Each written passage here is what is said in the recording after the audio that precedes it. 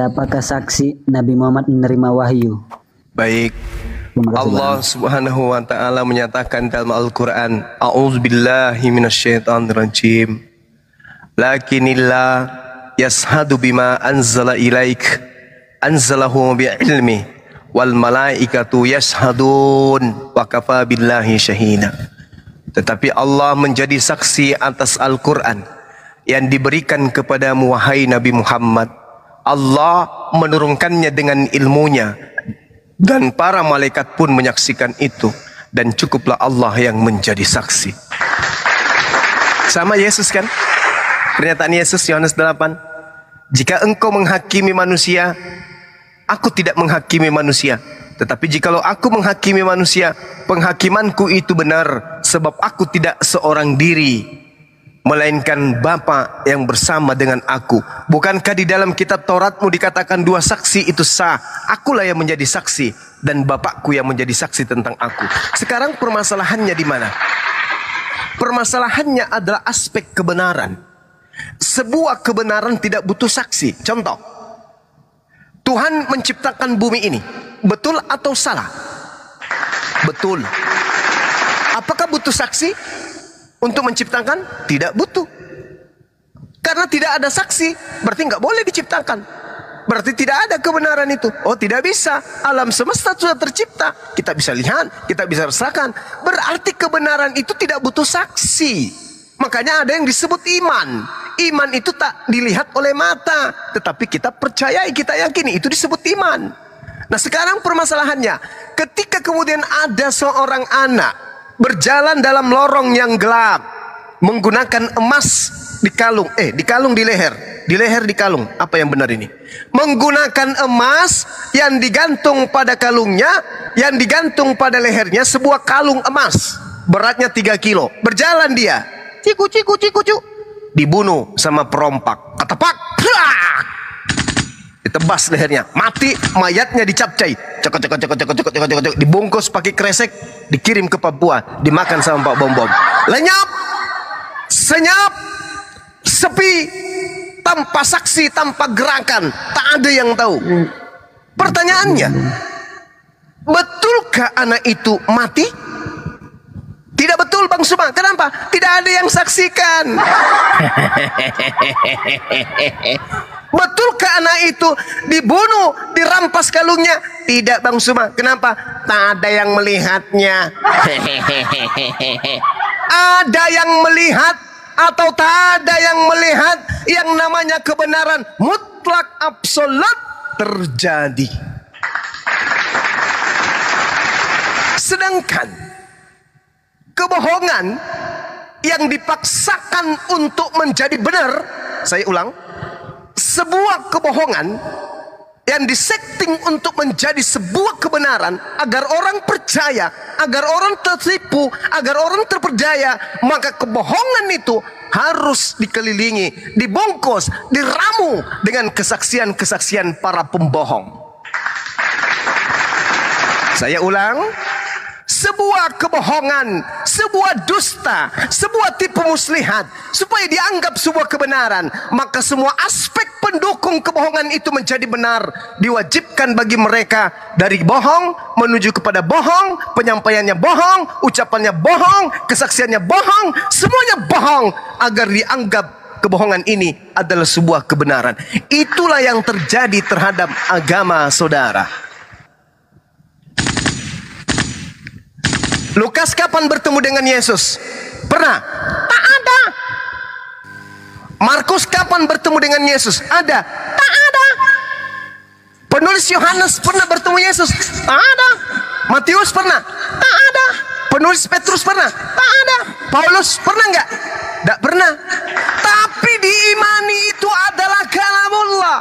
Dipercayai itu adalah firman Allah. Dianggap itu adalah pewahyuan. Apa dasarnya mengimani itu? Kebohongan dibungkus dan dilapis dengan dusta. Dusta ditambal dengan kebohongan. Kebohongan ditambal dengan kesaksian palsu. Kesaksian palsu dipoles dengan dusta. Dusta kemudian dihiasi dengan kelicikan. Itulah yang terjadi terhadap pengabaran Bible.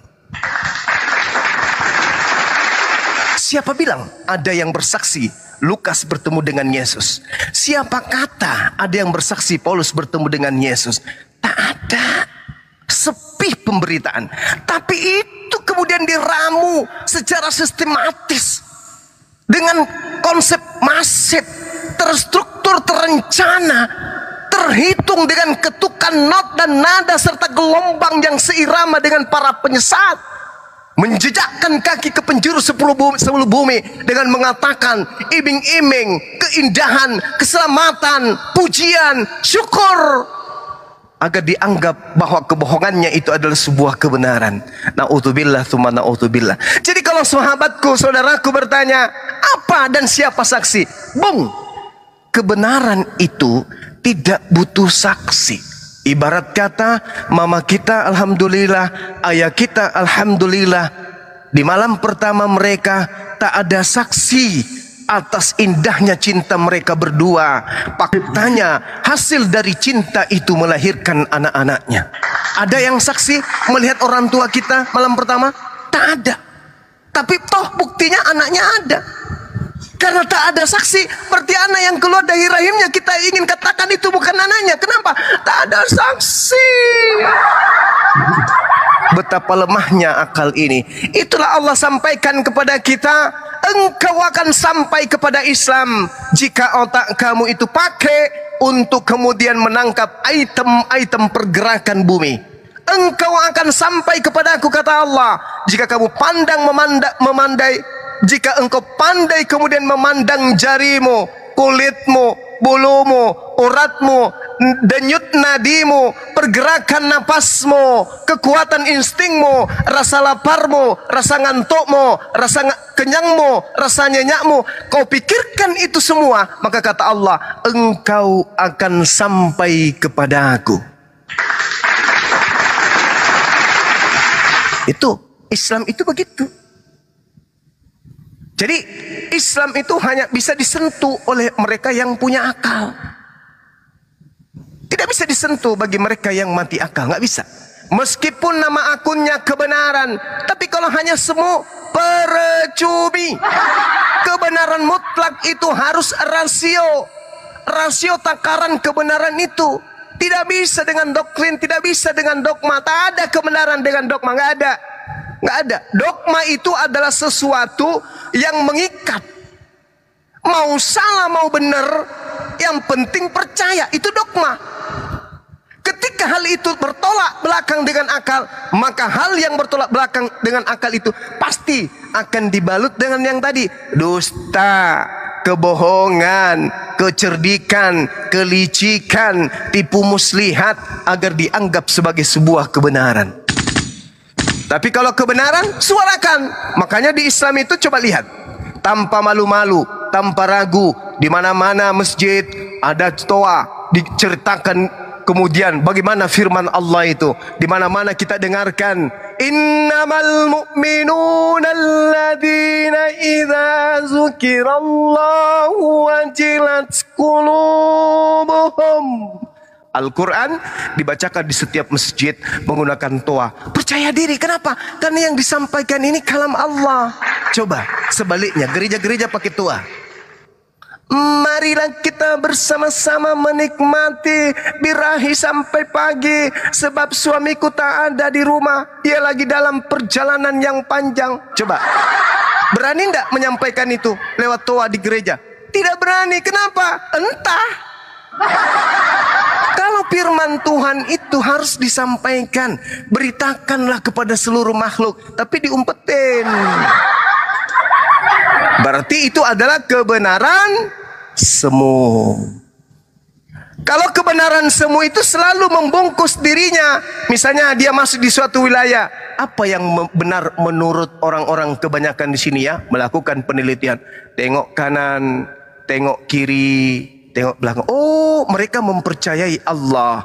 Maka Tuhan distabilo. Trapak, trapak, trapak, trapak. Pakai kata Allah. Orang-orang sini kebanyakan menggunakan kitab suci apa ya namanya?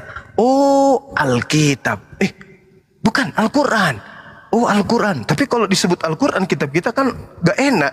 Apa nama lain Al-Quran? Dicari, oh Alkitab nama lainnya adalah Al-Quran. Maka kitabnya dibungkus lagi dengan kata Alkitab. Masuk ke Bali, di sini Tuhannya apa namanya ya? Kok banyak kali orang di sini kok beda Tuhannya dengan yang saya kenal di Jakarta. Oh, nama Tuhannya di sini Sang Hyang Widi. Diterjemahkan lagi kitabnya, dibungkus lagi dengan Sang Hyang Widi. Ini apa, Rek? Kebenaran itu harus tampil paling depan. Jangan membungkus diri. Sesuatu yang selalu dibungkus itu kepalsuan. Uang yang palsu dibungkus sedemikian rupa, diperbaiki. Hah? Semua yang palsu-palsu itu diperbaiki, dipermak, diteliti lagi. Lama supaya bagus kelihatan nih. Itu yang palsu-palsu itu kayak gitu. Direvisi, diperbaiki, diolah, dirombak, diperbaiki. Itu tambal sulam. Itu palsu. Tapi kalau kalam yang asli, firman Allah yang asli, apa yang diwahyukan, itu yang disampaikan.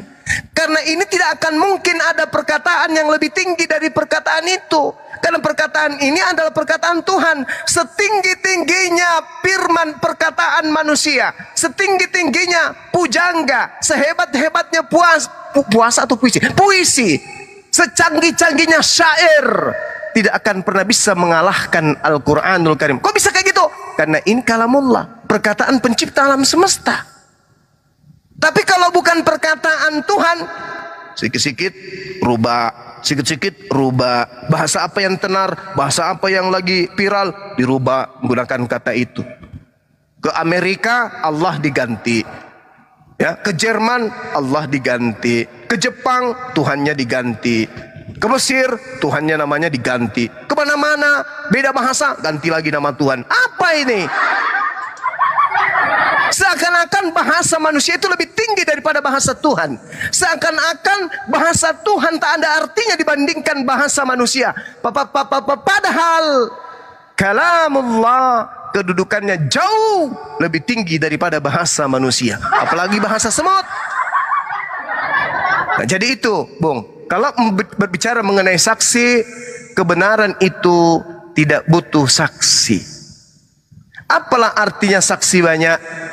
Disaksikan Lukas, ditulis Lukas 1, Lukas 2, Lukas 3, Lukas 4, Lukas 5, Lukas 7. Yohanes 1, Yohanes 2, Yohanes 3. Petrus 2, 1 Petrus, 2 Petrus. Datang lagi Paulus, Filipi, Kaliki, Kaluku, Pararang, Padale, Roma, Galatia. Wah, semua ada lengkap. Apa artinya itu semua? Saksinya ribuan, saksinya puluhan ribu, saksinya ratusan ribu, saksinya jutaan. Tapi kosong melompong. Tempat Yesus lahir, tempat Yesus penginjilan, tempat Yesus mati, tempat Yesus terangkat ke langit, kosong dari Kristen. Apa artinya kesaksian-kesaksian itu? Wah, agamaku benar. Kenapa? Banyak saksinya. Yesus di mana pada saat itu? Di Yerusalem. Oh ya? Dari mana dia tinggal? Di Nazaret. Di mana dia mengajar? Yudea dan juga di Galatia. Sekarang kota itu berisi agama apa? Agama Yahudi. Hey! Coba Nabi Muhammad. Boleh saudara mengatakan tak ada saksinya. Lahirnya di Arab, mengajarnya di Arab, tidurnya di Arab, berdiri jalan duduk di Arab, meninggalkan dunia juga di Arab. Sejazirah Arab percaya kepada dirinya, ajarannya berkesinambungan, sanad mata rantai pengajarannya dari dirinya ke sahabatnya, ke keturunannya, ke umatnya, ke bangsanya, ke sukunya, semua rata. La ilaha illallah Muhammadar Rasulullah. Lalu kesaksian apa lagi yang dibutuhkan?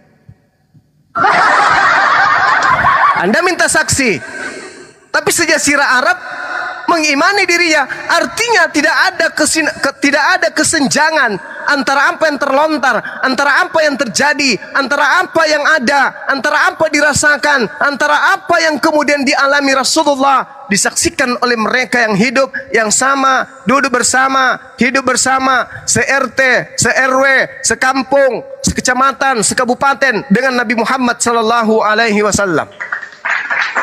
Berarti mereka semua adalah saksi hidup. Dibandingkan kalian punya kitab, wah mantap kali bah. Saksi, saksi, saksi, saksi, saksi, saksi, saksi. Siapa namanya saksinya? Nggak tahu bang. Pokoknya banyak deh. Loh, banyak orang menyaksikan di padang rumput, para gembala menyaksikan malaikat datang, kemudian menghampiri Yesus. Siapa nama saksinya? Tak tahu. Nah kalau cuma mengatakan banyak saksi tapi kita tidak tahu, masuk di pengadilan. Hei kau mau bersaksi apa? Saya bukan saksi pak. Lalu saya korban pak. Siapa yang menyaksikan? Banyak orang pak yang menyaksikan. Apamu yang dicolek? Pantat saya pak dicolek. Siapa yang colek? Itu pak teman saya.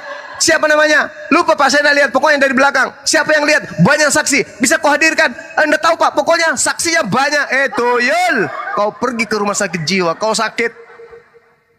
Kesaksian itu harus nampak namanya siapa, orang yang bersaksi ini anaknya siapa, bagaimana kesehariannya, bagaimana tipikalnya, bagaimana akhlaknya, apa kesaksiannya bisa diterima atau tidak. Kalau dia pernah ditemukan pembohong, kalau pernah ditemukan pelupa, orangnya cepat panik, orangnya dendam, suka emosi, jangan kau terima kesaksiannya meskipun betul, karena tidak memenuhi syarat.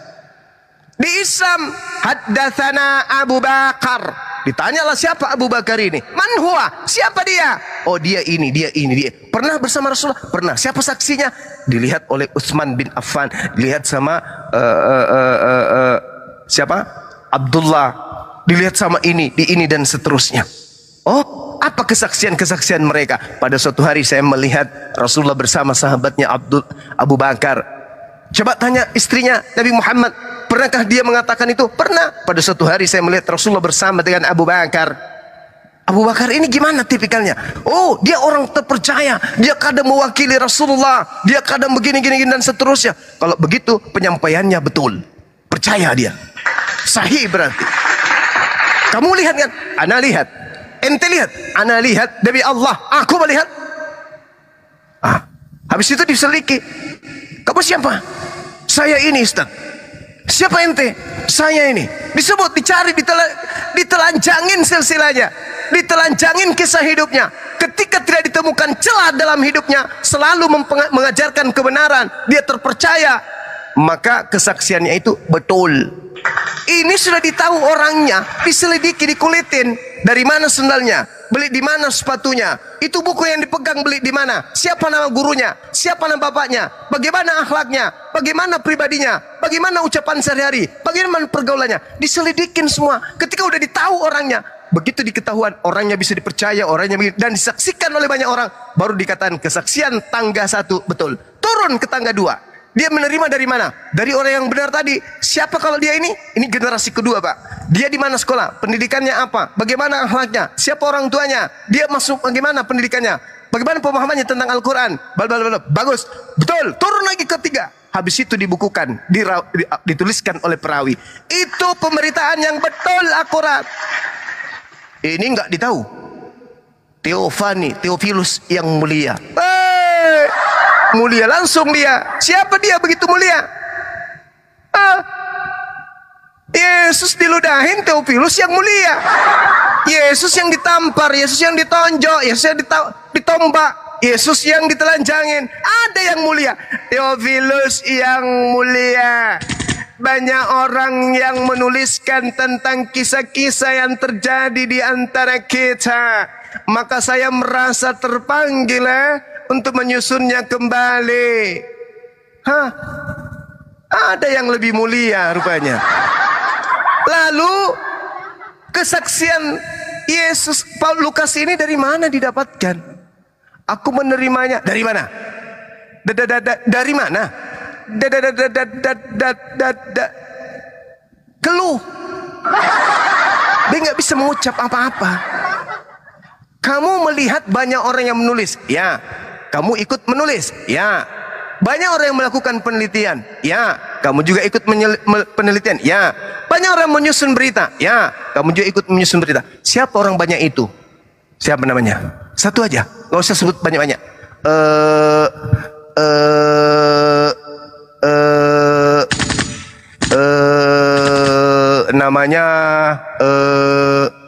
Namanya siapa? Sebut.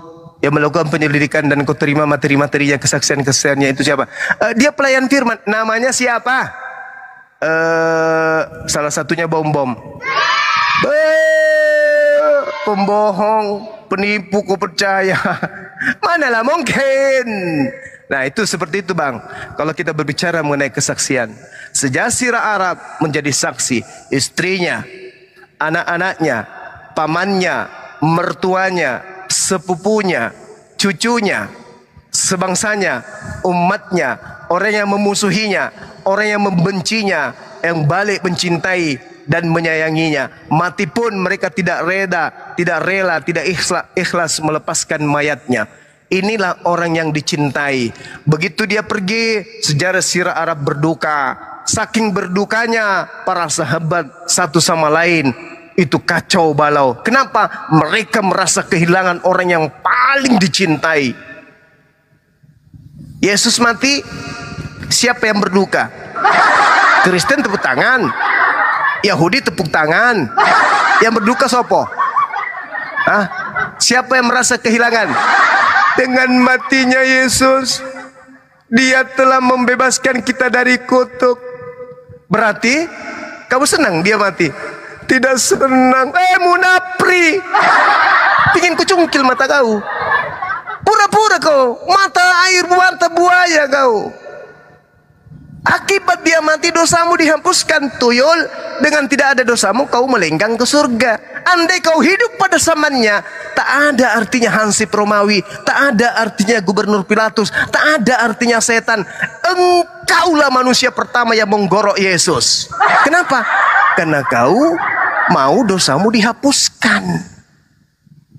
Mati cepat kau, mati cepat. Tentara Romawi, tangkap dia, cepat.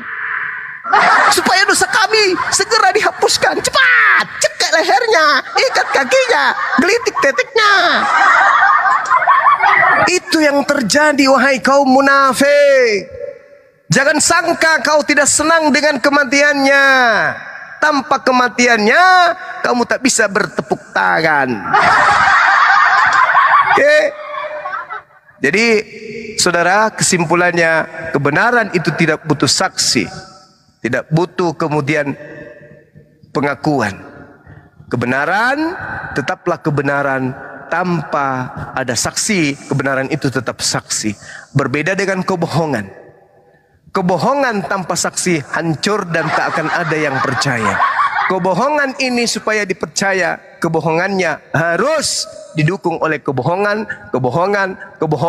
orang-orang pembohong yang ada berkongko dengan kebohongan tersebut. Saya kira begitu jawaban saya. Mudah-mudahan bisa diterima dengan akal sehat, karena hanya dengan akal sehatlah orang bisa sampai kepada Islam. Demikian akhir kalam. Selamat Anda mendengarkan ceramah begitu panjang.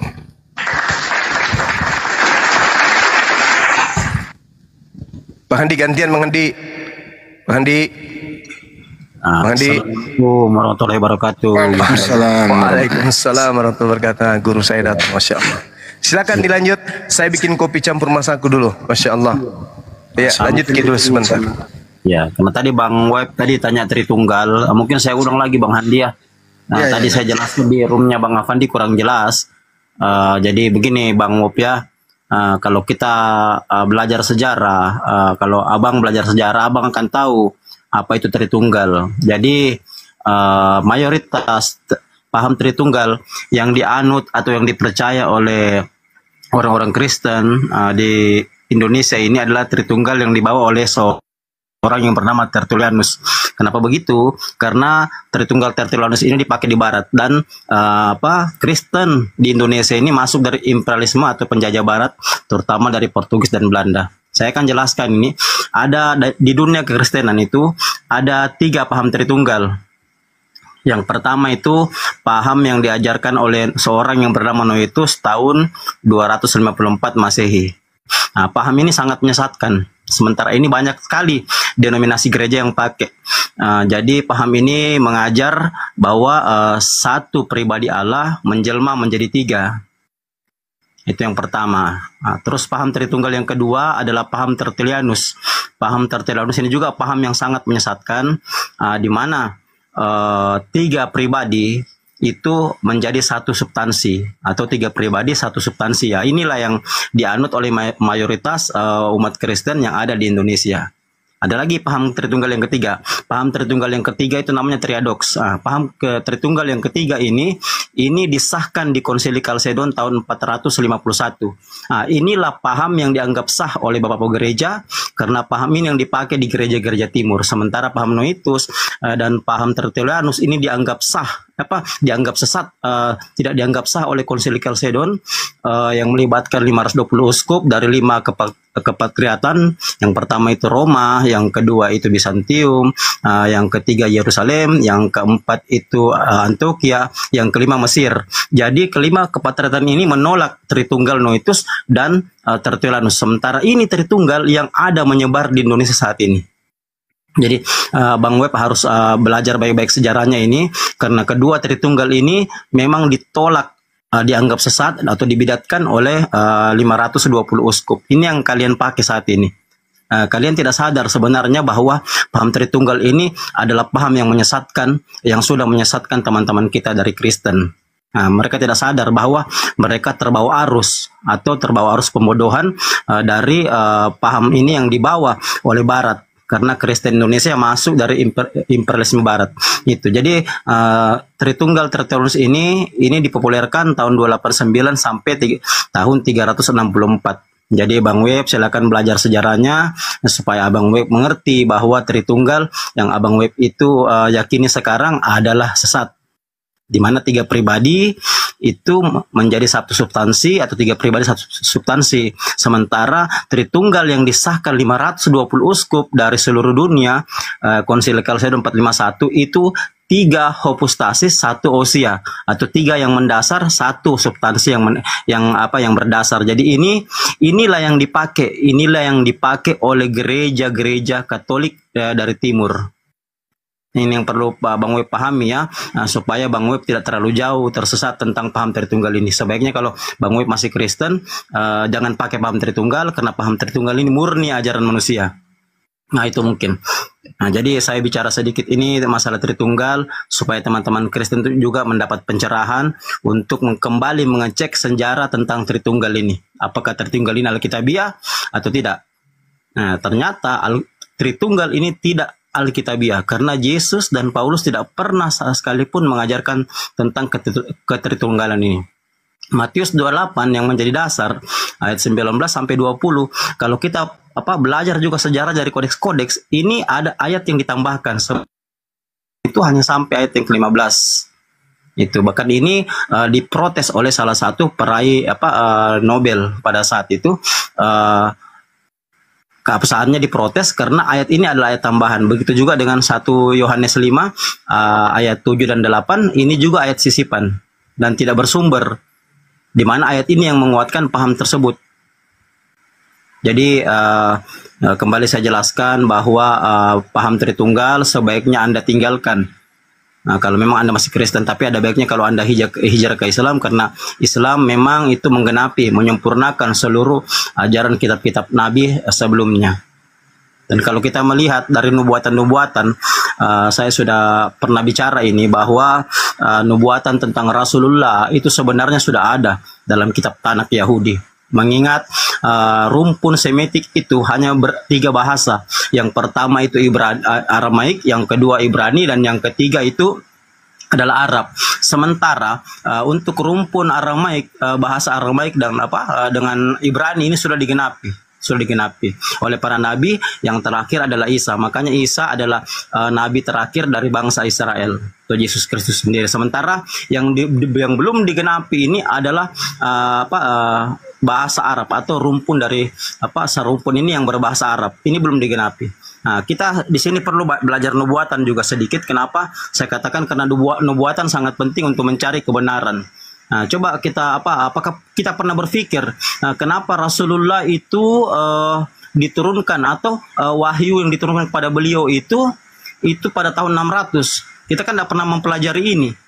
Iya, kenapa dia tidak turun di tahun 900 atau tahun 1000 mungkin, atau tahun 200 ke tahun 300 Masehi? Tidak. Kenapa dia terima wahyu pada saat abad ke-6 atau tahun 600? Ini menggenapi nubuatan. seandainya Rasulullah turun di tahun 900 atau tahun 1000 atau mungkin tahun 2000 atau mungkin tahun 200 Masehi 300, nubuatan tidak akan digenapi. Tapi kenapa dia turun tahun 600? Itu. Kenapa dia tidak turun di tahun sebelumnya atau sesudahnya? Ternyata ini menggenapi nubuatan. Kalau kita lihat dari rumpun Sem atau anak Nuh, Semitik ini, Abraham dari sini. Sementara perjanjian Abraham itu hanya kepada kedua anaknya, yaitu Ismail dan Ishak. Itu Ishak, kalau Yahudi kita sudah tahu Israel itu dari Ishak, sementara Arab itu dari Ismail.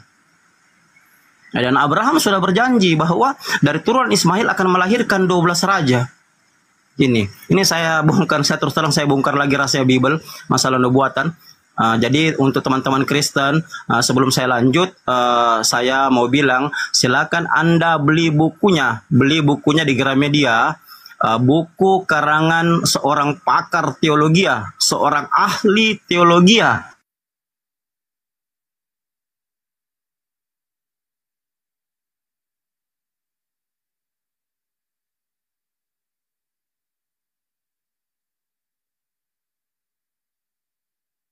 Saya ulang, John Barton P. Beliau ini yang mengarang buku Encyclopedia Bible Prophecy. Ini tolong dicari ya di Gramedia, baru kalian belajar ini ya. Sekali lagi, Encyclopedia Bible Prophecy, judul bukunya. Silakan Anda cari untuk mempelajari nubuatan-nubuatan ini. Kembali tadi, kenapa Rasulullah itu turun tahun 600? Wahyu yang turun tahun 600, bukan tahun 700, bukan 800, bukan 200, 300. Sebelum atau sudah tahun 600. Ternyata ini menggenapi janji Abraham tersebut, di mana Abraham berjanji kepada Ismail akan melahirkan 12 raja dari bangsanya.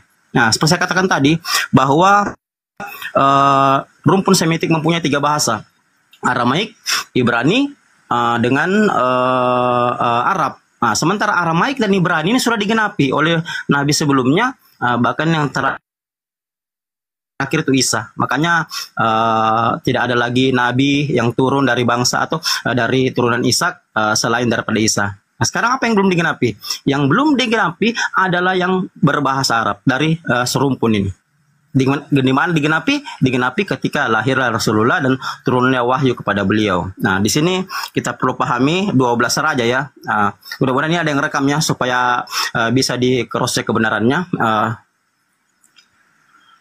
Di situ Abraham berjanji bahwa kepada Ismail bahwa dari turunanmu akan lahir bangsa yang besar dan melahirkan 12 raja.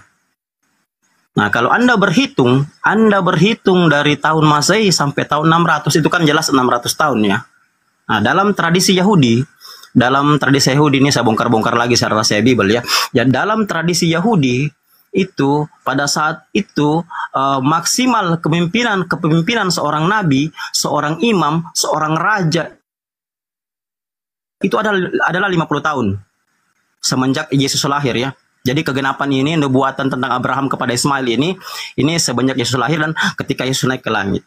Gitu. Jadi tradisi Yahudi, kepemimpinan seorang imam, nabi, raja itu hanya maksimal 50 tahun. Nah, sekarang coba Anda bagi.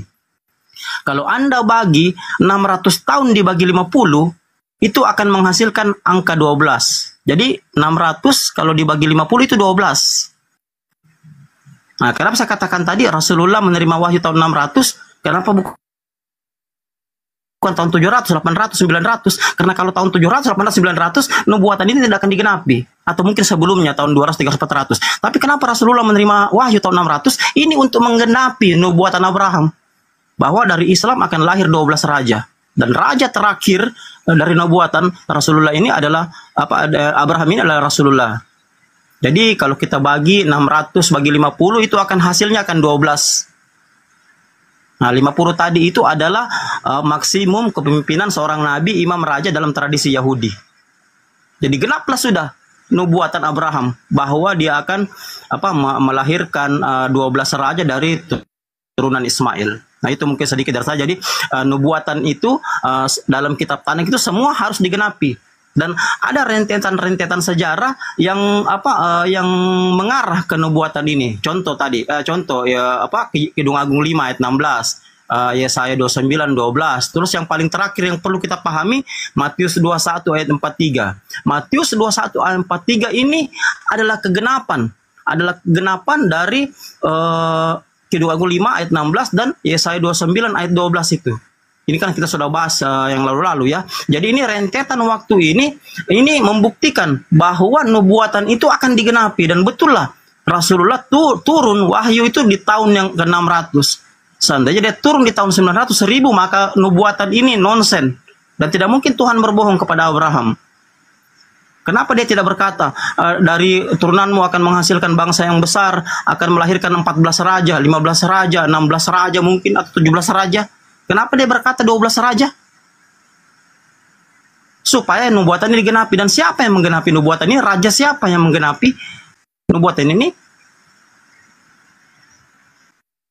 Kan begitu. Jadi Muhammad Sallallahu Alaihi Wasallam. Jadi semuanya ini sudah diterangkan secara gamblang. Yang penting kita mau belajar nubuatan-nubuatan. Ini kelemahannya karena teman-teman Kristen tidak mau belajar Bibelnya dengan baik. Jadi saya ulang judul bukunya ya. Judul bukunya Encyclopedia Biblica Frohesi, karangan Joe Barton Payne. Lahir tahun 1922, wafat tahun 1979. Pemikiran beliau ini dipakai oleh seluruh pakar-pakar teologi di seluruh dunia. Jadi silakan dibeli bukunya untuk teman-teman Kristen yang nonton. Silakan dibeli bukunya, belajar baik-baik nubuatan-nubuatan. Nanti Anda akan mengerti bahwa Rasulullah Muhammad Sallallahu Alaihi Wasallam itu sudah dinubuatkan dalam kitab Tanak. Saya ulang. Rasulullah Muhammad Sallallahu Alaihi Wasallam itu sudah dinubuatkan dalam kitab Tanak, dan nubuatan itu pasti terjadi. Nubuatan beda dengan ramalan. Kalau nubuatan sesuatu yang diucapkan pasti terjadi. Kalau ramalan sesuatu yang diucapkan belum pasti terjadi. Itu bedanya nubuatan dengan ramalan. Dan sementara nubuatan dalam kitab Tanak itu pasti digenapi. Jadi saya ulang. Dasar Bible Perjanjian Lama itu 39 kitab, 929 pasal, 23.144 ayat, dan mengandung 1239 nubuatan. Itu Perjanjian Lama.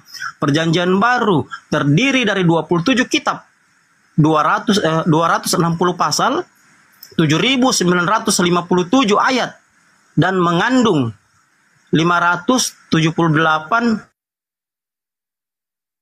nubuatan. Ini harus Anda pelajari. Total keseluruhan Bible itu 66 kitab, 1189 pasal, 31.101 ayat, dan mengandung 1817 nubuatan, mencakup 8.352 nubuatan. Ini harus digenapi. Dari 8.352 ayat-ayat nubuatan sampai saat ini menurut pakar Bible baru 3.260 yang digenapi, 3.125 diantaranya dinyatakan valid.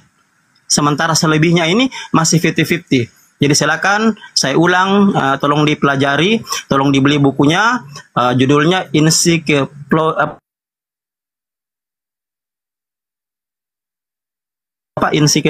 Biblica Frohesi, karya Joe Barton Payne. Silakan cari di toko-toko buku.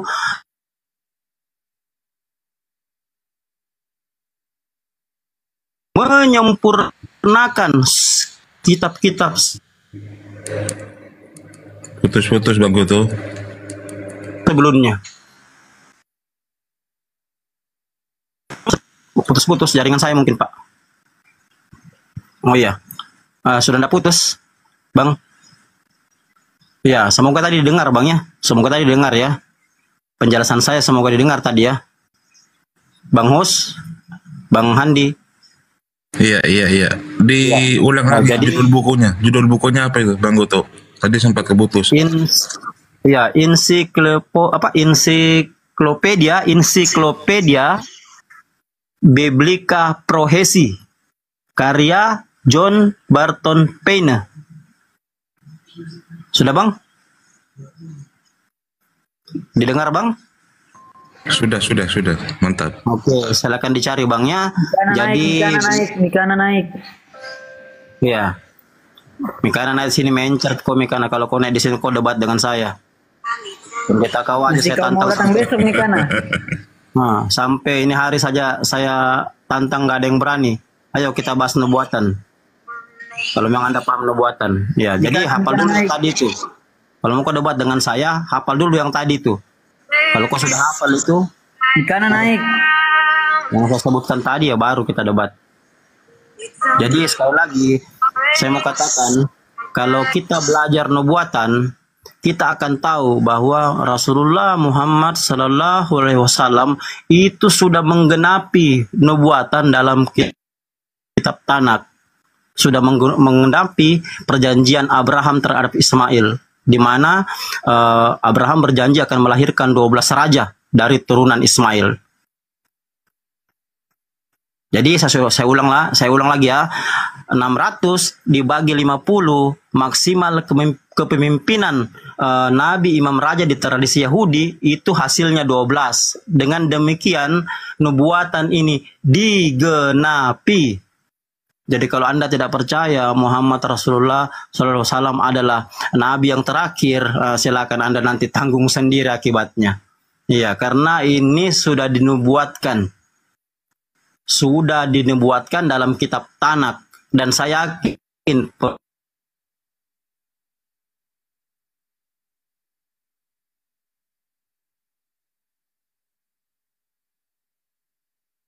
penting pertahankan tradisi mereka. Makanya genaplah kata Yesus dalam satu natsnya dia katakan, bangsa ini memuliakan aku dengan bibirnya tetapi hatinya jauh daripadaku. Percuma mereka beribadah kepadaku, sedangkan ajaran yang mereka ajarkan adalah perintah manusia. Ini sudah digenapi. Sekali lagi, sudah 3.260 ayat dalam Bible yang digenapi dari 8.352 ayat-ayat nubuatan yang bersumber dari 1.817 nubuatan dalam Bible.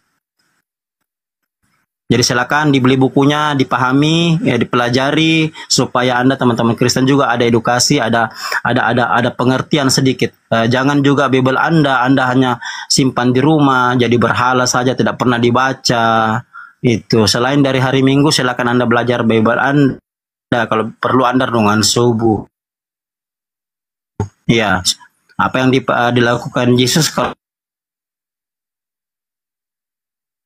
perlu Anda ikuti. Ya. Nah, coba Anda baca Markus 1 ayat 35. Ya. Kalau Anda mengaku pengikut Yesus, lakukan juga apa yang seperti dia seperti bangun pagi-pagi, renungan subuh, baca Bible, berdoa seperti apa yang dilakukan Yesus supaya Anda mengerti itu. Jangan terus-terus Anda menghujat Rasulullah, Anda akan menyesal nanti.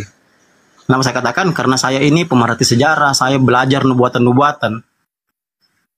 Saya belajar semua kitab suci.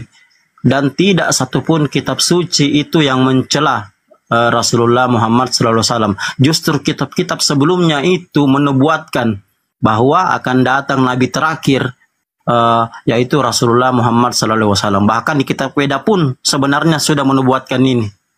Hanya kita mungkin malas untuk mempelajarinya karena kitab Hindu. Padahal kalau kita berpikir secara logika, ini kitab Hindu adalah agama Hindu ini adalah salah satu agama yang tertua. Sementara dalam kitab Hindu itu ada nubuatan tentang Rasulullah. Jadi Hindu menggenapi Tanak. Itu.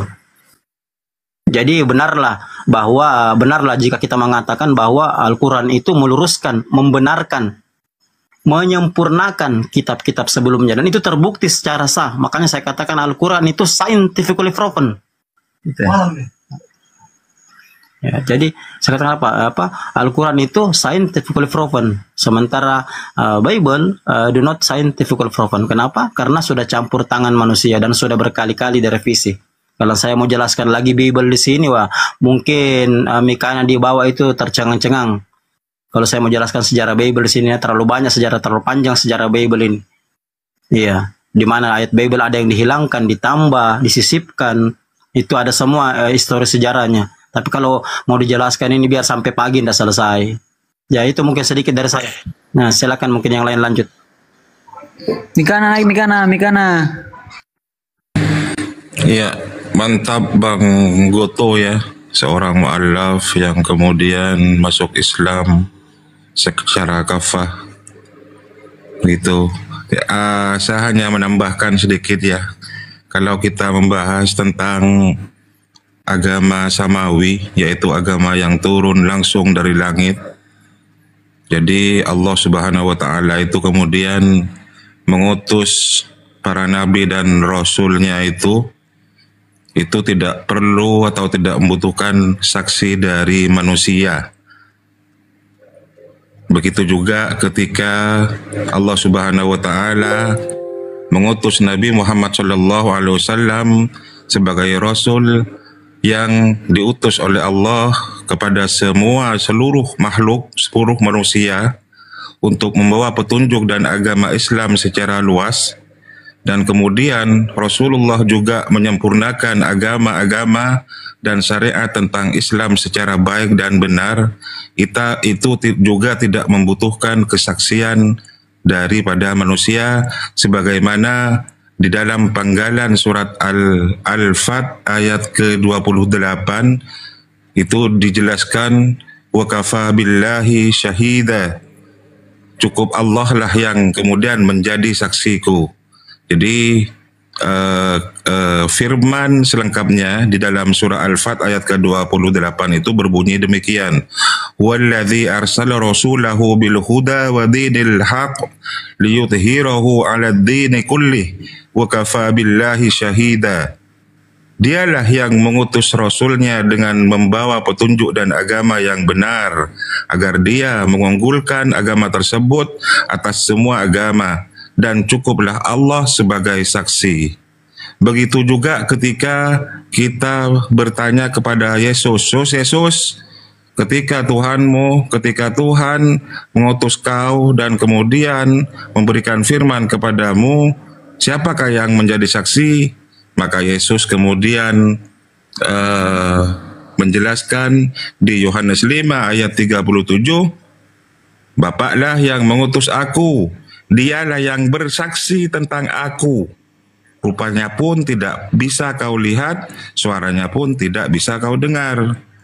Nah, ini yang kemudian menjadi landasan dasar sebagai pedoman bahwa Allah Subhanahu wa taala menurunkan atau mengutus para nabi dan rasulnya sebagai agama samawi itu tidak perlu membutuhkan saksi-saksi yang berupa manusia. Begitu, barangkali tambahan dari saya Bang Goto. Dilanjut. Oh iya.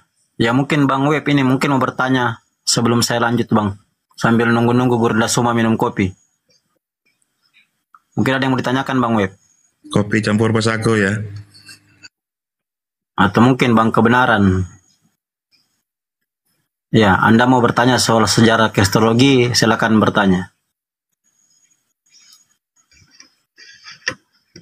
Ya, nanti kalau saya jelaskan semua, nanti Anda tidak bisa tidur, kan begitu. Ya, nanya aja yang ringan-ringan. Ya, nggak usah yang berat-berat, yang ringan-ringan saja. Kalau yang berat-berat Anda nanti tidak bisa tidur, ya. Kalau Anda tahu sebenarnya keberadaan agama yang Anda anut atau histori sejarahnya, pasti Anda akan pusing sendiri karena Anda memang tidak pernah diajarkan. Iya, Anda tidak pernah dengar mungkin atau Anda tidak pernah diajarkan. Jadi itulah saya kembali kepada teman-teman Kristen, jangan lupa dibeli bukunya dan dipelajari ya, supaya Anda juga paham tentang nubuatan-nubuatan. Dalam Bible itu ada dua penjelasan besar. Yang pertama itu adalah informasi-informasi, yang kedua penjelasan-penjelasan. Nah, dan ketika Anda mempelajari Bible Anda, ada tiga hal yang perlu Anda perhatikan. Yang pertama itu latar belakang ayat yang Anda baca itu, yang kedua maknanya, dan yang ketiga tujuannya. Nih, saya ajar teologi kalian supaya kalian mengerti ayat-ayat Bible. Nah, saya yakin ketika Anda mengerti ayat-ayat Bible, Anda akan mengambil kesimpulan bahwa sebenarnya ajaran tauhid yang diajarkan oleh Islam itulah ajaran asli yang diajarkan oleh para nabi, mulai dari Abraham Ishak, Yakub, dan sampai sekarang, sampai ke Rasulullah Muhammad Sallallahu Alaihi Wasallam. Jadi sekali lagi, jika Anda membaca Bible Anda ayat demi ayat, tiga yang perlu diperhatikan. Yang pertama, latar belakang ayat itu, makna ayat itu, dan tujuan ayat itu. Ketika Anda sudah mengerti ini, Anda akan mengambil kesimpulan. Saya yakin itu. Makanya Bible-nya dibaca ya, jangan jadi berhala di rumah. Ya, baca ya tiap hari, rajin-rajin. Kalau perlu 1 hari 10 kali. Nah gitu, supaya Anda mengerti apa sebenarnya Bible yang Anda baca itu. Jadi kembali tadi Tritunggal juga tolong Anda pelajari sejarahnya ya. Nah, jangan hanya tahu saya berpaham Tritunggal, tapi Anda tidak tahu ini Tritunggal yang saya pahami dari mana. Pelajari juga ya, supaya Anda mengerti apa itu Tritunggal, dari mana asalnya, siapa yang cetus. Kan begitu, supaya Anda mengerti bahwa selama ini doktrin yang saya pegang ini salah. Bahkan gereja timur pun, gereja awal-awal yang ditetapkan oleh 520 uskup dari 5 kepatriatan itu menolak Tritunggal yang sepegang sekarang. Ya, mengingat Tritunggal Tertullianus ini masuk dari barat. Kristen Indonesia masuk dari barat. Jadi pelajari baik-baik ya, supaya Anda tidak bersikuku dengan Tritunggal yang Anda pegang sekarang, sementara Tritunggal yang Anda pegang sekarang justru ditolak. Itu ditolak mentah-mentah oleh Konsili Kalsedon tahun 451 yang melibatkan 520 uskup. Jadi belajar baik-baik ya Tritunggal Anda, supaya Anda mengerti bahwa apa yang saya yakini selama ini ternyata salah. Jadi sekali lagi belajar sejarah Kristologi supaya Anda bisa mencari kebenaran. Ya, jangan hanya menutup mata, jangan menutup mata dengan sejarah Anda sendiri. Nah, seperti itu kira-kira. Ya mungkin yang lain lanjut saja, karena tidak ada pertanyaan juga saya mau jawabnya apa, kecuali kalau saya ditanya baru saya jawab. Mungkin ke Guru Ndasoma mungkin ada yang mau ditambahkan mungkin, atau yang lain mungkin Bunda Rahma atau Pak Handi mungkin. Tidak ada yang bertanya masalahnya, jadi saya tidak mungkin lanjut. Ya, silakan.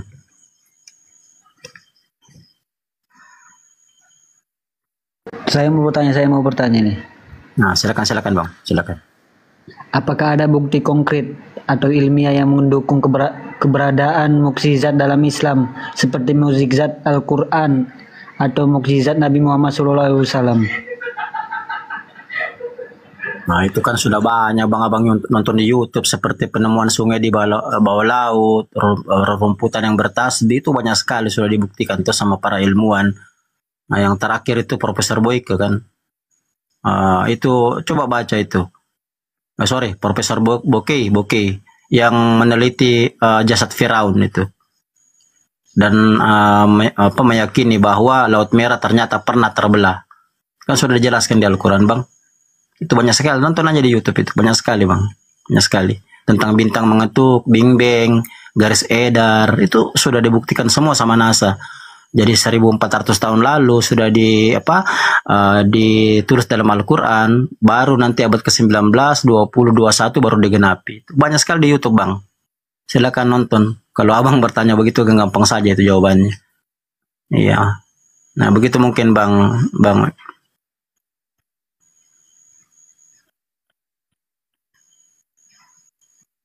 Nah, mungkin masih mau bertanya, silakan.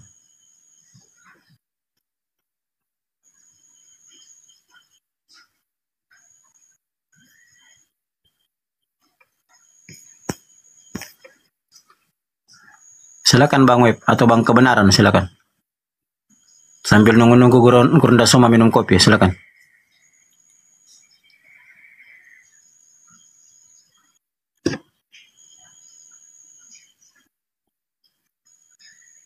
Atau mungkin yang lain mau edukasi, silakan. Lanjut Bang Arif mungkin.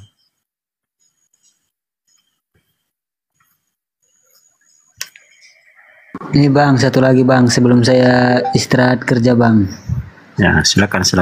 Akan bergabung. Oh, iya. Assalamualaikum, selamat malam. Waalaikumsalam warahmatullahi wabarakatuh, Bunda Ter. Waalaikum. Selamat malam.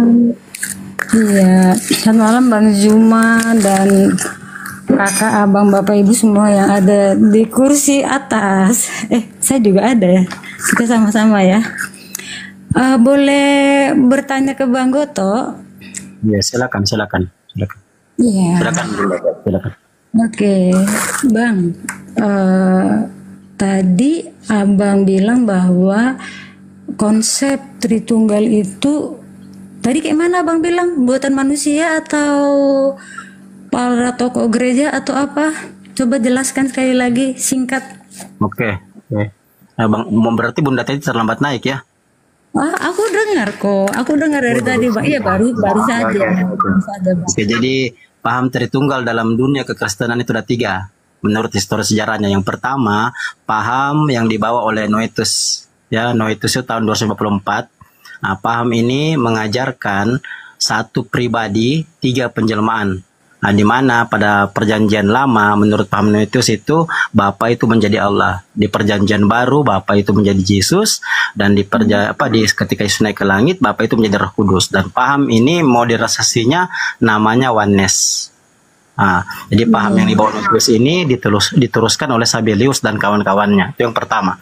Nah, sementara Tritunggal yang kedua itu dicetus oleh Tertullianus tahun 289 sampai tahun 364 setelah Konsili Nikea.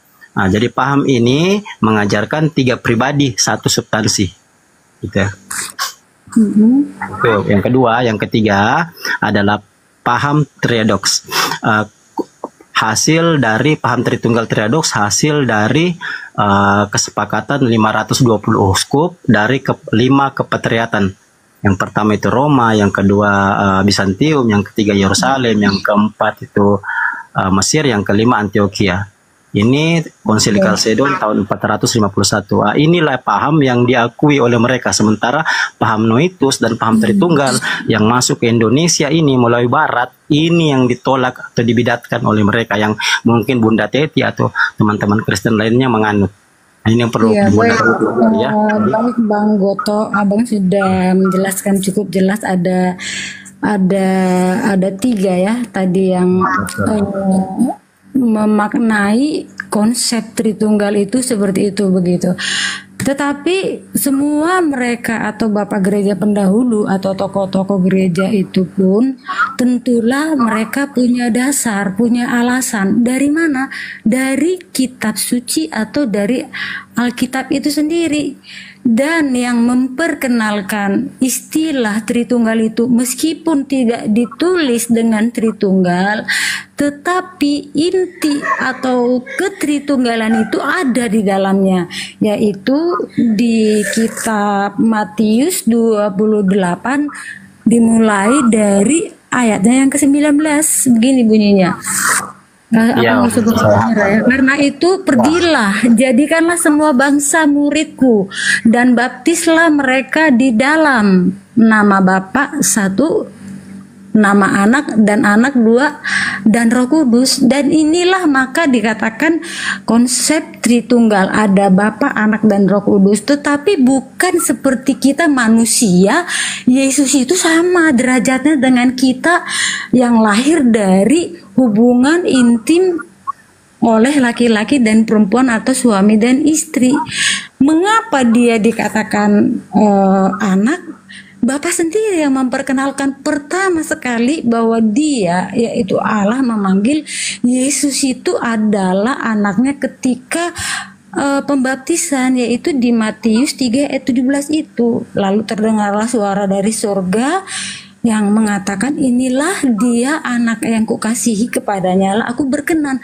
Nah, di situ ketika Allah, suara dari surga, ya.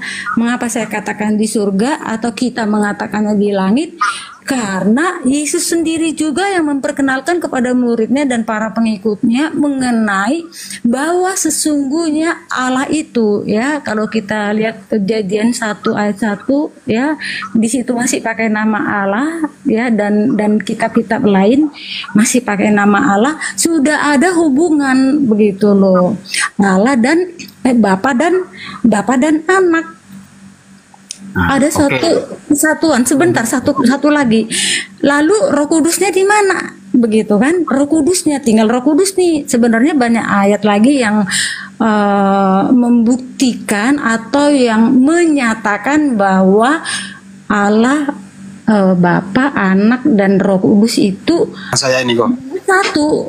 itu roh, bukan benda, bukan seperti benda, begitu loh.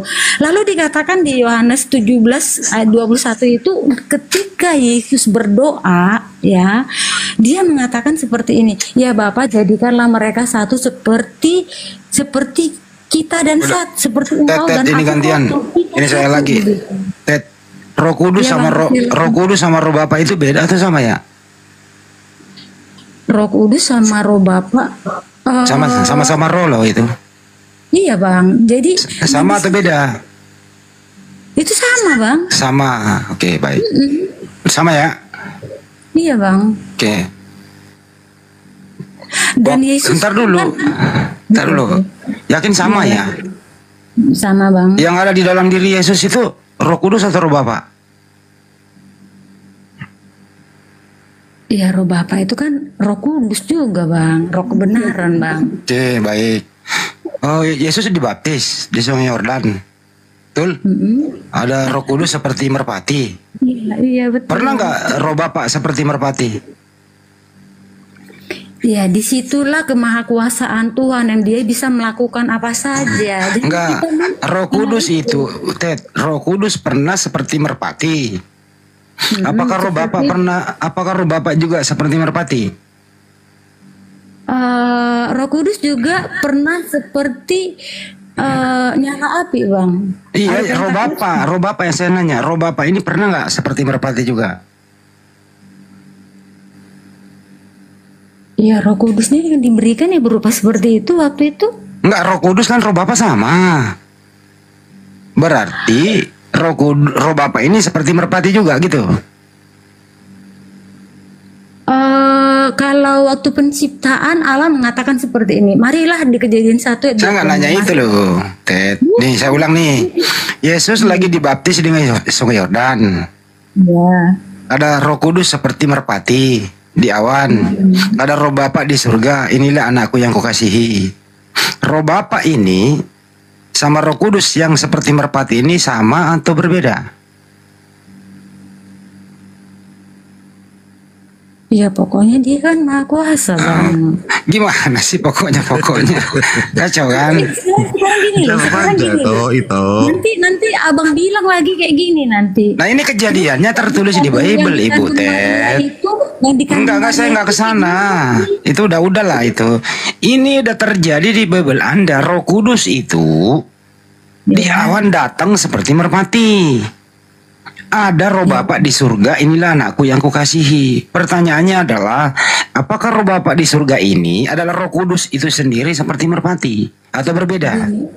Gini Bang, jadi kan mengapa? Sulit kan? Ribet ini memang ini. Enggak ribet. Tunggu dulu Bang, gantian yang bicara Bang. Merpati itu melambangkan suatu Saya nggak nanya itu merpati melambangkan apa, bukan itu yang saya tanya. Sama atau tidak antara merpati sama Roh Bapa? Pokoknya Tuhan Maha Kuasa dia pun Alah, kalau udah pokoknya inilah. Bukan gitu Bang. Jadi kita mempersempit kuasa Tuhan. Nggak, bukan saya mempersempit, justru Bible memperlebar. Ya, Terjadi iya. tertulis Matius 3, 13, 17 itu loh. Bukan saya mempersempit, saya hanya membaca. Faktanya ada di Bible. Yesus dibaptis di Sungai Yordan. Roh Kudus seperti merpati di awan. Suara Bapa ada dari surga. Pertanyaannya adalah, apakah suara Bapa ini itu Roh Kudus juga atau berbeda? Suara. Terus Roh Kudus yang seperti merpati siapa itu? Roh yang dari Tuhan, dari dirinya sendiri. Katanya tadi sama. Bang jangan kayak gitu berpikirnya Bang. Ya pasti bingung Bang, pasti bingung gitu loh. Karena apa? Memang Trinitas ini tidak ada satupun manusia di muka bumi ini bisa menjelaskan Trinitas itu. Kenapa? Karena ini bukan produk dari Tuhan. Ini bukan produk dari Yesus. Ini produk manusia yang terjadi di Yunani. Dikonsilikan, dirapatkan dengan persetujuan bapak-bapak gereja, dibawa pengawasan intervensi Raja Konstantinopel. Jadi ini ajaran yang disahkan di Yunani, dibawa masuk ke Indonesia. Anda yakini? Akanya sulit. Mestinya orang Yunani yang datang menjelaskan di sini, bukan Anda. Anda sebenarnya ini cuma korban. Gitu Ibu Ted ya. Paham sampai sini ya?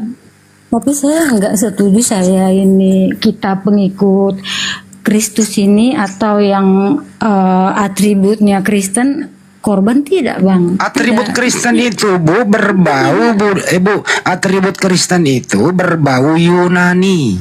Karena juga original tesnya Yunani. Jadi budaya Ibu, agama itu Ibu bersumber dari Yunani. Trinitas itu dari Yunani. Bukan dari mana-mana, bukan dari berdasar dari kampung halamannya Yesus. Yesus kagak terlibat di konsili. Yesus sudah nggak ada di muka bumi, baru ada konsili. Jadi Yesus ini dilantik menjadi Tuhan. Di dalam konsili itu ditambahkan Roh Kudus 381 dan Bapa bercampur menjadi satu. Padahal 3. Inilah yang membingungkan Anda. Ono lo Bu. Loh, di Matius 28 tadi kan udah jelas Bang. Baptislah mereka di dalam nama Bapa, Anak dan Roh Kudus. Di situ kesatuan mereka itu. Kesatuan apa satu? Satu Bang, maksudnya Yakin satu. Iya, Yesus sendiri mengatakan di Matius 29 Bang. Kalau satu kita cek ya. Bisa. Kalau jadi Bapa, Putra, Roh Kudus itu satu apa kesatuan? Bang, gini Bang, sebentar. Gimana? Yesus berkata, aku datang dari Bapa. Yohanes 8:42. Kalau datang dari Bapa, oke. Kalau Yesus datang dari Bapa, artinya Yesus bukan Bapa, betul? Kesatuan, makanya tadi kesatuan. Kesatuan kan diakui kan, kesatuan bukan satu, udah diakui. Kesatuan. Ibu Ted berasal dari ibunya Ibu Ted. Apakah Ibu Ted adalah ibunya Ibu Ted? Bukan. Bukan. Ibu Ted berasal dari Jakarta misalnya. Apakah Ibu Ted di Jakarta? Bukan. Yesus berasal dari Bapa. Apakah Yesus adalah Bapa? Bukan. Iya, Bukan. Kalau ini ya Bang. Ini bahasa Indonesia aja kok susah amat. Bang, itu kan kita kan manusia. Itu masalah place juga, tapi ini kan masalah Yesus juga manusia, Ibu. ilahian, Bang. Orang 2 Yohanes 1 nomor 17 kalau nggak salah gitu, atau saya Yohanes itu mengatakan orang yang tidak mengatakan Yesus datang sebagai manusia antikristus loh Bu. Kalau Ibu mengingkari Yesus bukan manusia, Ibu antikristus. Itu betul Bang. Coba kita Jadi Yesus cek. manusia toh? Yesus anak manusia. Yesus Iya, berarti sendiri dia kan bukan Tuhan. mengatakan Kalau Yesus anak manusia, dia bukan Tuhan.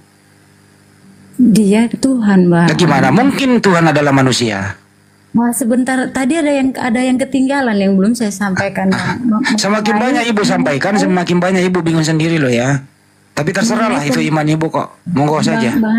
Bang Andi mengenai pembaptisan. Jadi itu sebelum Yesus dibaptis dia belum memulai pekerjaannya seperti mengajar dan lain-lain, mengajar, menyembuhkan banyak orang sakit, menghidupkan orang mati, mengadakan banyak mukjizat. Nah, disitulah Yesus waktu menghidupkan orang mati itu, Yesus mengakui dirinya Tuhan atau mengakui dirinya utusan?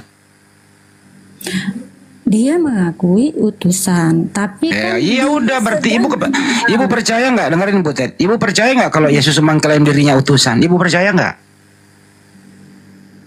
Iya, Yesus sudah bilang gitu, iya. Ya percaya, berarti kalau Yesus sudah Ibu percaya dia utusan Tuhan, terus siapa yang Ibu lagi percaya kalau dia Tuhan? Siapa yang ngajari Ibu?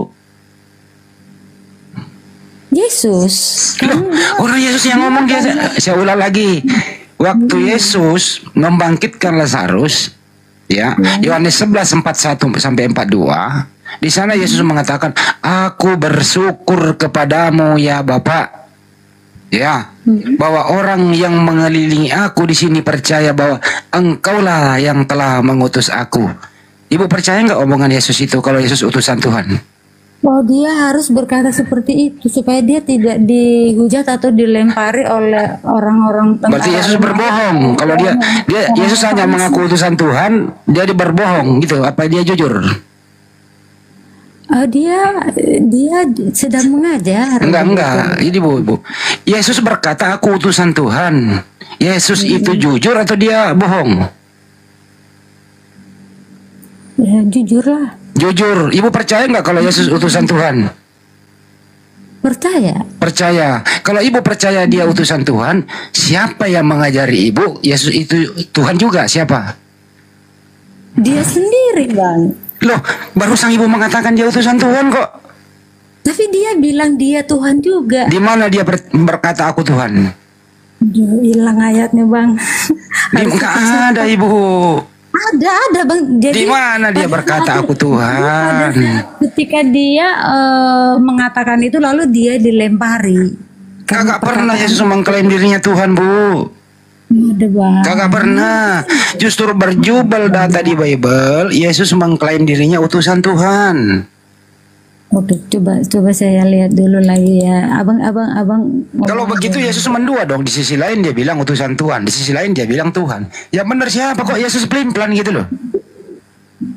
Ya, Bu, kalau kita ibu dengerin ya Bu ya. Terakhir dari saya biar ke Nova.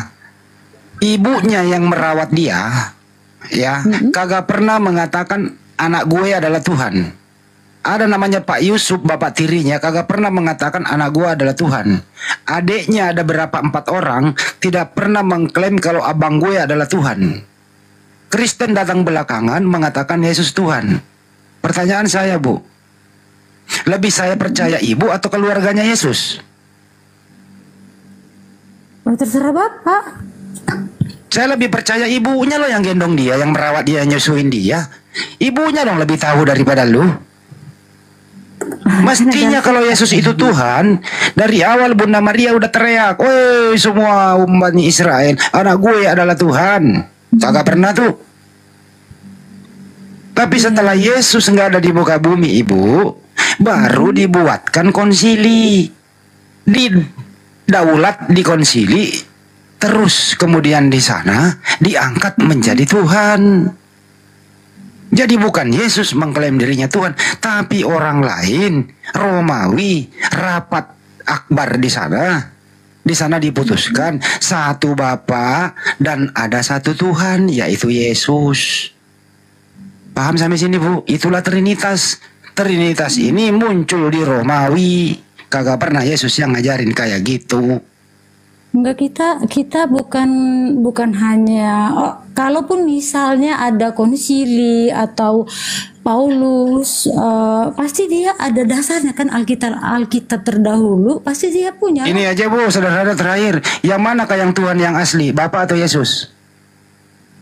Dua-duanya asli, Bang. Berarti dua Tuhan. Abang kan tadi bilang yang mana Bapak? Abang kan nyebutin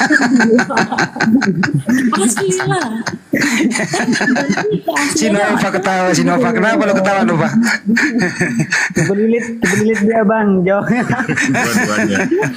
Dua-duanya. Sudah, Bu. Jangan. Jadi aku harus menyatakan hancur. Aku harus menyatakan Kita apa yang ada dikulitin di sini, Bu. Kita Alkitab dikulitin, itu Bu. loh. Kita berdua Jadi dikulitin aku tadi sini. serunya ingin menanggapi Bang Goto yang mengatakan tidak ada ditulis di Alkitab perkataan Tritunggal. Justru Nggak ada. Iya, Nggak Bang, ada. tapi tidak Yesus ada. waktu hidup nggak pernah ngajarin kayak gitu, Bu. Itu aja sih.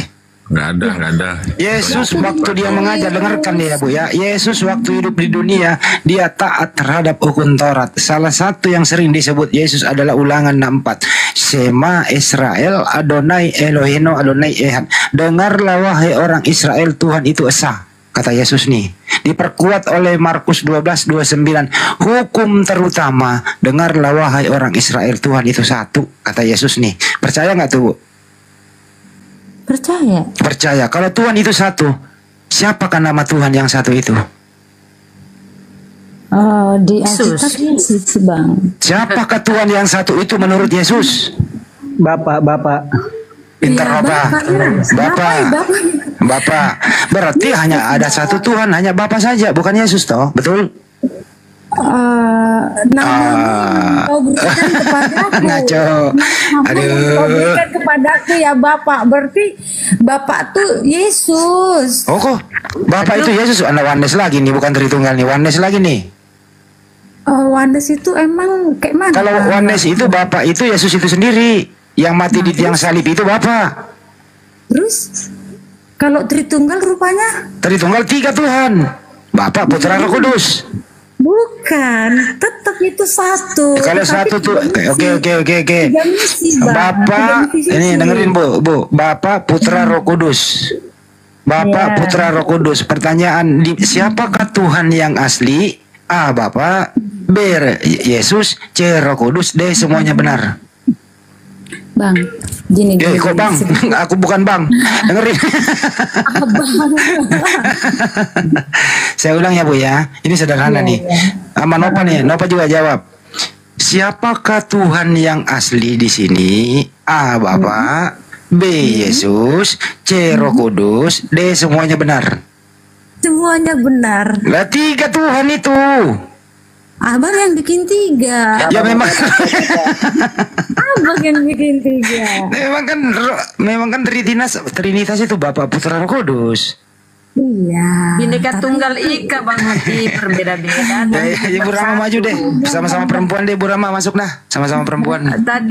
Tadi Bunda Butet mengatakan ada tuh datanya Bapak Putra Dok Baptis lah kan, pergilah jadikanlah semua bangsa muridku. Nah, di sini Yesus perintahnya katanya pergilah jadikan semua bangsa muridku. Ya, bertentangan dong dengan perintahnya di Matius 10:5. Ke-12 murid itu diutus oleh Yesus, kemudian ia berpesan kepada mereka, janganlah kamu menyimpang ke jalan bangsa lain atau masuk ke dalam kota orang Samaria, melainkan pergilah kepada domba yang hilang dari umat Israel. Selalu kepada umat Israel. Nah, kenapa bisa bertentangan?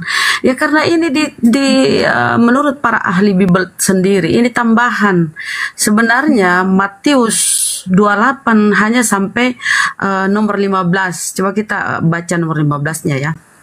Maka tentara pengawal itu mengambil uang itu dan melakukan seperti yang dipesankan kepada mereka. Oleh karena itu cerita itu masih tersiar di antara orang Yahudi sampai pada hari ini. Kalau sampai pada hari ini, hari kapan? Hari ini nih hari Selasa. Atau hari itu ketika pada waktu kejadian ini. Hari kapan ini? Karena di sini tertulis cerita itu masih tersiar ketika tentara pengawal itu mengambil uang itu dan melakukan seperti yang dipesankan kepada mereka. Oleh karena itu cerita ini masih tersiar di antara orang Yahudi sampai pada hari ini. Artinya sebuah cerita namanya di sini the end, tamat, selesai. Tetapi kemudian ditambahkan ke-16. 16 ini adalah amanat agung. Amanat agung yang ditambah-tambahkan kemudian oleh bapak-bapak gereja ya. Menjadi rujukan para misionaris. Coba kita baca 16-nya ya. 28, 16. Bener Rama jangan kepanjangan. Bener Rama jangan kepanjangan, interaktif aja. Dia mengangkat ini sebagai perintah Yesus. Nah, dan ke-11 murid itu berangkat ke Galilea, ke bukit yang telah ditunjukkan. Ketika melihat mereka menyembahnya. Menyembah itu sujud ya. Pada Daud pun rakyatnya sujud kepada Daud. Bukan berarti dia menyembah, tapi mengagungkan. Yesus mendekati mereka dan berkata, kepadaku telah diberikan segala kuasa dan di surga maupun di bumi. Kuasa apa? Gak ada kuasa diberikan. Ini tambahan ya. Kemudian 19. Karena itu pergilah jadikanlah semua bangsa murid dan baptislah mereka atas nama Bapa, Putra, Roh Kudus. Gak ada pernah mengajarkan Yesus selama hidupnya mengajarkan ini ya. Ini sisipan. Seperti lihat ya 1 Yohanes 5:7 itu sisipan ya. Palsu. Dan ajarilah mereka melakukan segala sesuatu yang telah kuperintahkan kepadamu.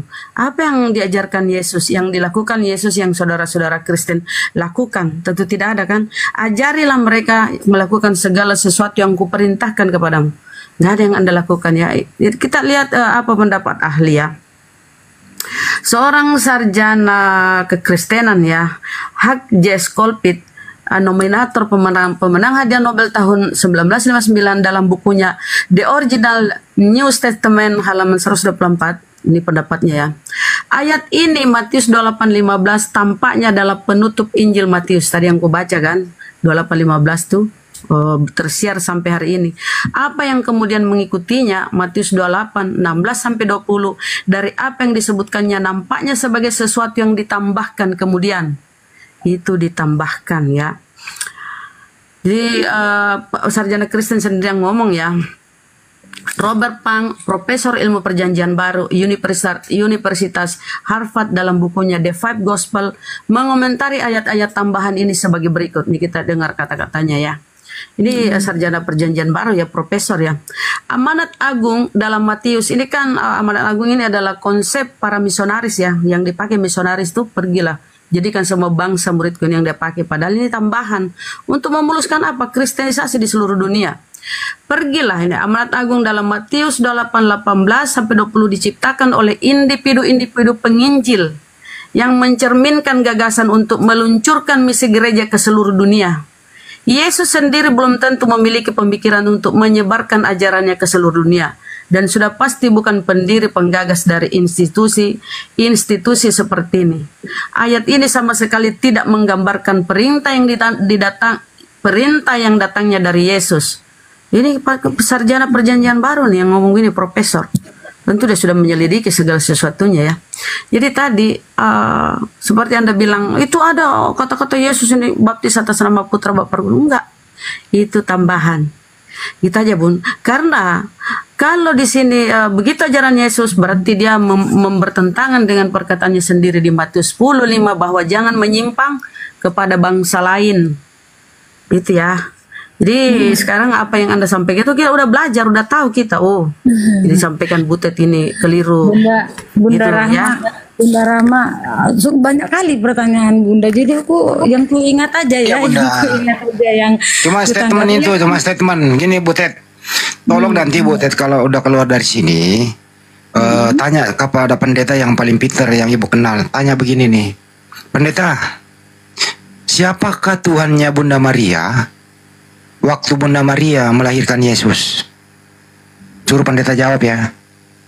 Siapakah Tuhannya Bunda Maria ketika waktu Bunda Maria melahirkan Yesus? Iya Bang, nanti aku coba tanya ya Bang. Kira-kira kalau netizen begini loh netizen, kita juga harus membawa data kan, jangan cuma kita berlogika. Kita aja sebentar Pak Butet sebentar, saya kasih tahu netizen ya, banyak kali kritis netizen. Kita harus menyampaikan data-data juga literasi ya dari pihak kekristenan. Karena kenapa? Kalau berretorika, berpakai logika aja Bang Handi bisa kan? Saya pakai data-data. betul Ya Bunda, kan? betul. Biar nyambung. Lanjut. Iya, Jadi sekarang saya ulang ya Butet. Siapa, tanya pendeta, siapakah Tuhannya Bunda Maria waktu Bunda Maria melahirkan Yesus? Pasti dibilang Yesus juga. Masa kok bisa ya kacau nih. Bang, sebentar dulu. Ada dua hal yang aku ingin menanggapi. Coba sebentar dulu. Nova, menurut kamu Nova, siapa Tuhannya Bunda Maria waktu Bunda Maria melahirkan Yesus? Bapak. Pinter. Kalau Butet, siapa Tuhannya Bunda Maria waktu Bunda Maria melahirkan Yesus? Yesus Bang, namanya. Buset dah. Bunda Maria melahirkan Tuhannya. Ya udahlah, lanjut. Oke. Makasih Bang Andi. Bapak Ibu semuanya. Jadi Bunda, tadi kenapa Yesus melarang Matius untuk pergi? Aku lupa ayatnya, tapi itu menunggu pencurahan Roh Kudus. Baru itulah mulanya mereka bergerak. Lalu ada gereja-gereja kecil, mereka berhimpun. Saya tidak membahas pencurahan. Saya mengatakan bahwa Yesus tidak mengajarkan Trinitas. Karena tadi sudah aku bacakan tadi Matius 10, Yesus melarang muridnya menyimpang ke dalam bangsa lain. Tadi di tambahan tadi malah memerintahkan dan mengatakan kekuasaan sudah diberikan kepadanya, surga di bumi dan di surga lah. Ini Allah Bapa pensiun. Allah Bapa nggak ada lagi tugas, pensiun. Gitu. Kan dia juga nggak masuk akal ini. Karena apa ini? Ini data-data. Ini namanya amanat agung ya yang dipakai misionaris. Bunda, jangan ketinggalan dulu yang tadi apa rupanya yang diajarkan Yesus kan kayak gitu kan tadi pertanyaan banyak Bunda apa yang diajarkan kasihilah musuhmu Matius 5 ayat Mana 44. pengajaran Trinitas, Bunda? Pengajaran Trinitas kan. Tadi itu kalau kita baca di 1 Yohanes 5:7 itu palsu, sisipan. Kemudian dimasukkan lagi misionaris di 28 16 tadi kan, ditambahi kan itu tambahan dimasukkan. Karena kenapa? Didukung dengan pernyataan Yesus bahwa dia berpesan kepada muridnya jangan menyimpang kepada bangsa lain. Iya, Atau masuk ke kota orang Samaria. Ini kota orang Samaria loh. Melainkan pergilah kepala domba yang hilang dari Bani Israel, umat Israel. Nggak pernah Yesus sasarannya kepada selain Bani Israel.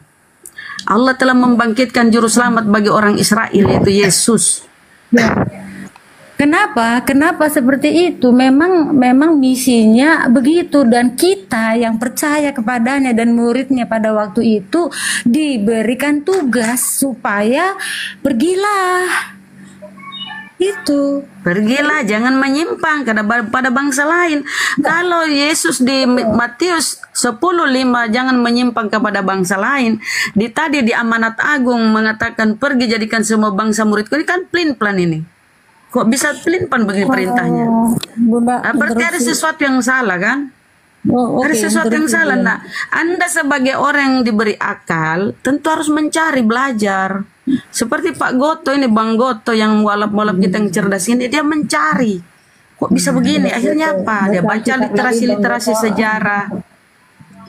Bunda, sebentar tadi ada yang ketinggalan yang pertanyaan Bang Andi Apa yang itu? begini.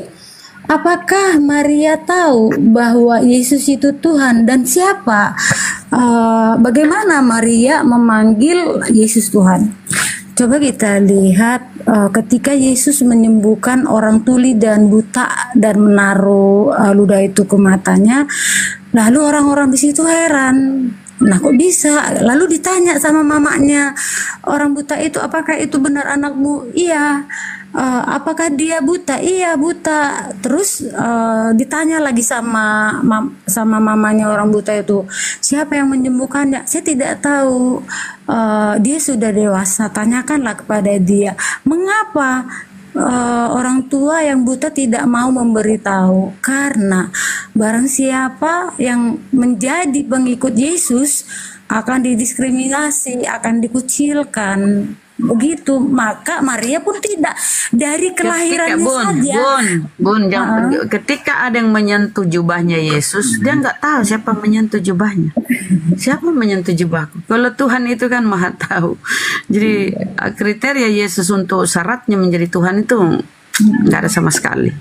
Kita baca di Wahyu dulu Bun ya, semua pencerahan ya di Wahyu. Wahyu kan Wahyu 7:10. Dan dengan suara nyaring mereka berseru, keselamatan bagi Allah kami yang duduk di atas tahta. Ini masih ada Allah ya. Tapi tadi di Amanat Agung itu Yohanes Matius 28:16, 28:17, 19, 20 itu apa kekuasaan di surga, di bumi dan di surga telah diberikan. Tapi di sini di Wahyu 7:10 keselamatan bagi Allah kami yang duduk di atas tahta dan bagi anak domba dan ya Allah dan berarti dua sosok ini di atas nih. Dia sudah berada di langit nih. Wahyu 7:10 kan menceritakan kehidupan nanti. Keselamatan bagi Allah kami yang duduk di atas tahta Allah dan bagi anak domba. Anak domba kan gambarnya itu Yesus. Berarti dua. Allah dan anak domba. Itu masih dua itu. Semua terpatahkan ketika Anda berkata Yesus dan Bapa adalah satu. Yesus adalah Bapa itu sendiri, enggak ada seperti itu ya. Allah itu beda, anak domba beda. Interupsi tadi Bunda bilang ke apa tadi? Kemuliaan Bapa dan anak domba begitu. Itu sebenarnya satu ya. Kenapa? Kenapa pakai dan? Kata penghubung dan. Contoh gini, contohnya dalam kehidupan kita manusia loh Bunda. Enggak usah contoh. Pernahkah Bapak digelari anak domba? Bentar, pernah Allah digelari anak domba? Bun, gak usah kasih contoh saya sudah kuasai itu Bible. Di mana Allah digelari anak domba? Kalau kau bilang itu satu. Ada kata penghubung dan di situ yang digalari anak domba kan Yesus.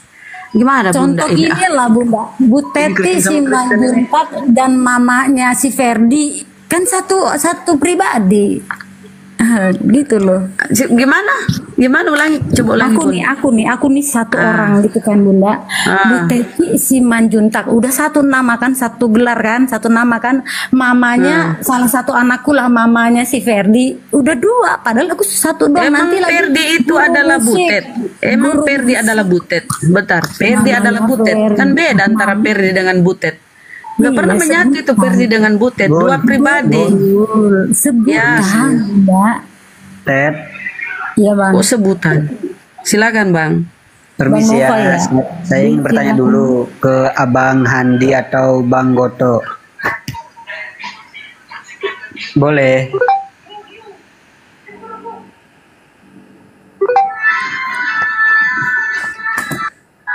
Boleh saya bertanya dulu? Silakan Bang Noval. Begini Bang, Islam itu kan benar-benar memuliakan perempuan.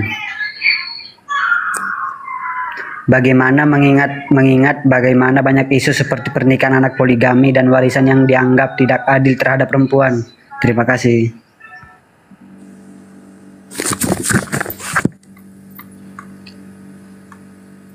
Ini pembahasan lain Bang. Ini belum kelar Bunda Rahma dengan Butet, dikelarin dulu. Baik Bang. Terima Ya. kasih. Nanti gampang itu jawabnya tuh. Jadi teman-teman Kristen ini ayolah. Katanya ketika Yesus terangkat sudah kembali kepada keilahiannya kan. Sudah kembali kepada tubuh kemuliaannya. Sudah menyatu kembali dengan Bapa. Faktanya enggak. Masih duduk di samping Bapa. Yesus duduk di sebelah kanan Bapa. Berarti belum menyatu kan? Udah kembali dia keilahiannya. Kalau dia adalah satu pasti menyatu dia. Kemudian di Wahyu ini 7:10 ya. Allah kami yang duduk di atas tahta dan bagi anak domba, dan ada kata sambung penghubung dan berarti dua sosok, aku dan kamu, aku dan Ustadz Arif. Arti dua sosok, tak ada kata penghubung. Kalau Anda mengatakan Anda adalah anak Anda gimana ya? Enggak mungkin Anda adalah anak Anda, kan beda. Misalnya saya mencubit anak Anda, apa Anda yang terasa tercubit? Enggak kan? Artinya beda. Seperti ketika Bapa, Putra, Roh Kudus, itu beda. Ada yang di atas, ada yang lagi terbang burung merpati, ada kemudian lagi dibaptis Sungai Yordan. Kemudian kita lihat di sini Wahyu. Di Wahyu ini tidak lagi disinggung-singgung ya tentang Roh Kudus ini. Kemana nih Tuhan yang ketiga? Roh Kudus ini. Kenapa nggak pernah lagi disinggung? Padahal ini 3 dalam 1. Tapi setelah ini Yesus pun tidak pernah mengatakan dirinya adalah bagian dari Roh Kudus atau gimana nih pemahaman? Tolong kembali kepada pengajaran Yesus, Bunda. Hidup yang kekal mengenal Engkau satu-satunya Allah yang benar, dan mengenal Yesus yang Kau utus. Apa itu utusan? Baca Yohanes 3:4. Sebab siapa yang diutus Allah, dia yang menyampaikan firman Allah. Yesus diutus, dia yang menyampaikan firman Allah.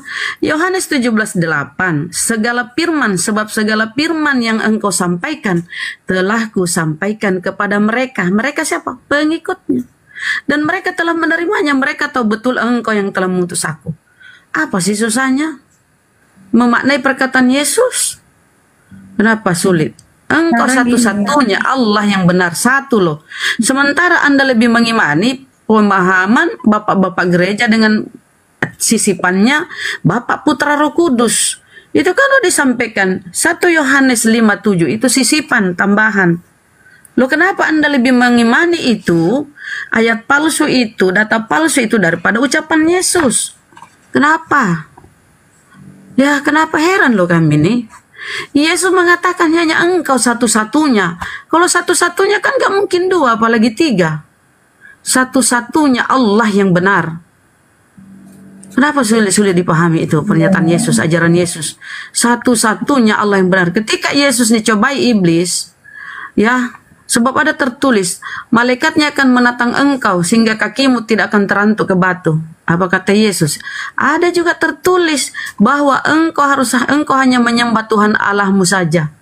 Hanya kepada Dia saja engkau berbakti. Dia saja engkau berbakti. Hanya kepada Dia. Kepada siapa? Kepada Allah. Karena Yesus membicarakan Allah. Ada pula tertulis bahwa engkau harus menyembah Tuhan Allahmu saja. Allah disebut Yesus ya, atau Allah atau apalah kalian tuh ya. Lalu dia sambung Yesus, hanya kepada Dia sajalah engkau berbakti. Dia. Nggak pernah Yesus merujuk kepada dirinya loh. Engkau satu-satunya Allah yang benar.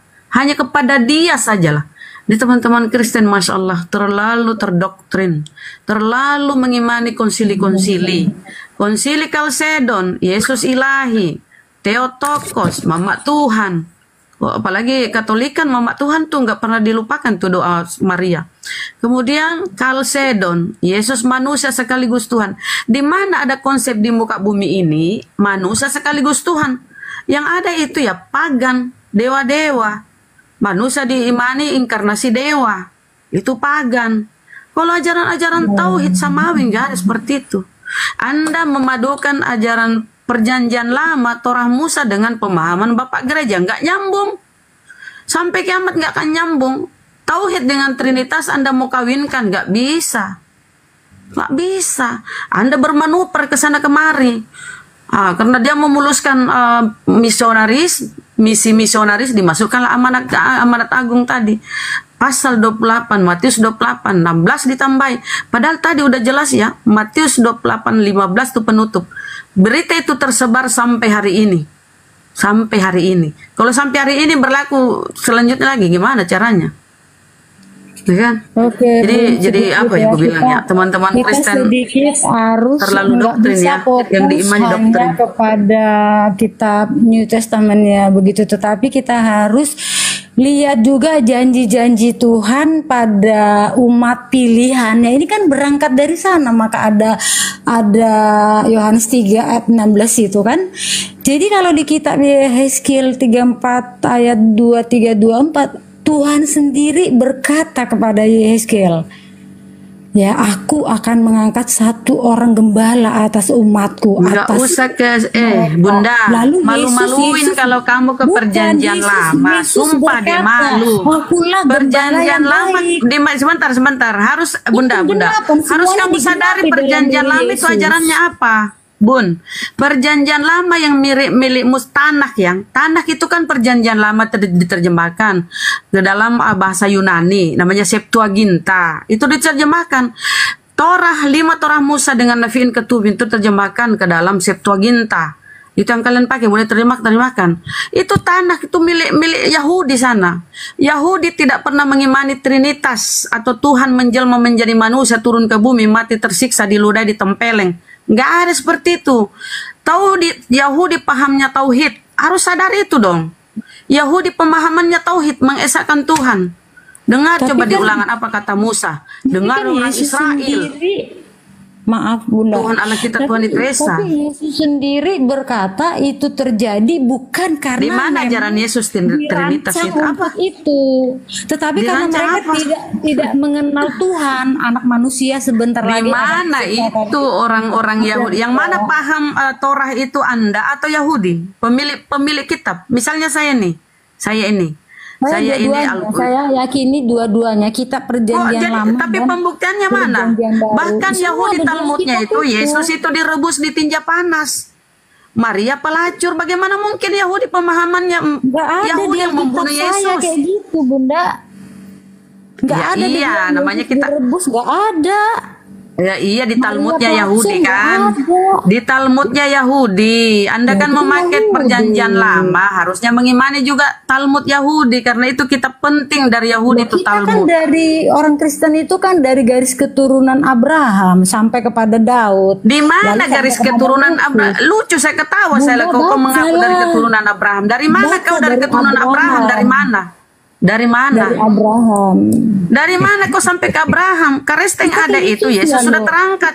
Keresteng itu ada, Paulus yang bawa. Dari mana kok dari Abraham? Kan orang Kristen. Dari mana? Kan? Enggak. Dari mana kok dari Abraham itu? Itu Itu malah tambah melebar ini. Gimana kau itu mengada-ngada, mau menipu-nipu? Coba kembali lagi pada konsep Tritunggal aja. Kembali pada konsep Tritunggal. Dari Abraham, dari Roma itu ajaranmu. Kenapa Bibelmu bahasa Yunani? Kenapa Bibelmu bahasa Yunani? Karena dari Roma itu, Roma Yunani itu pagan ajaranmu itu. Paulus ketika konsili Efesus ya, konsili Yerusalem, antara Paulus dengan Petrus, mereka sepakat, oke, saya untuk orang tidak bersunat di luar Israel dengan ajaran Kristennya. Ini Paulus komitmennya ini. Saya untuk orang tidak bersunat di luar Israel. Kata Paulus dengan Kristennya. Ya, jadi Anda ini ya pengikut Paulus, pagan sana di Roma. Gitu, Bun.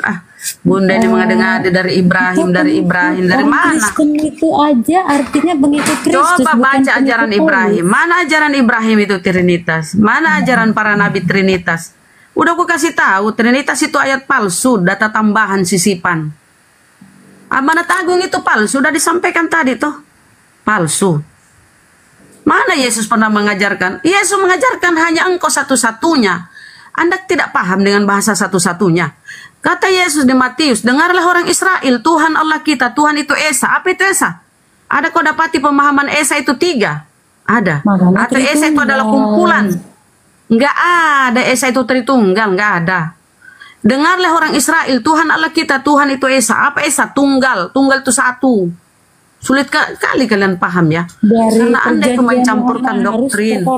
Coba kembali ke ajaran Yesus. Coba kembali ke ajaran Yesus. Old Testament ke New Testament itu terkoneksi, bersinergi. Jadi di mana terkoneksi? Mana orang Yahudi mengimani itu? Jangan hanya gak ada koneksi-koneksi ya. Kalau terkoneksi, kenapa kau makan babi? Kalau terkoneksi, kenapa kau makan babi? Nih ayatnya Yesus berkata, kalau terkoneksi, sebentar. Tidak najis dan tidak haram, tetapi yang keluar dari tubuh kita. Kalau terkoneksi, kata Yesus, barang siapa yang meniadakan salah satu hukum Taurat sekalipun terkecil, maka dia menduduki tempat terendah. Barang siapa menghilangkan salah satu hukum Taurat sekalipun terkecil, maka dia menduduki tempat terendah. Anda menghilangkan semua hukum-hukum Taurat, makan babi, makan segalanya. Bagaimana mungkin terkoneksi? Tadi Bunda saya udah bilang, Bunda ngomong aja dulu biar saya cari ayatnya biar lebih. Apa kau cari? Nggak ada kau cari-cari, kita udah tamat baca Bibelmu.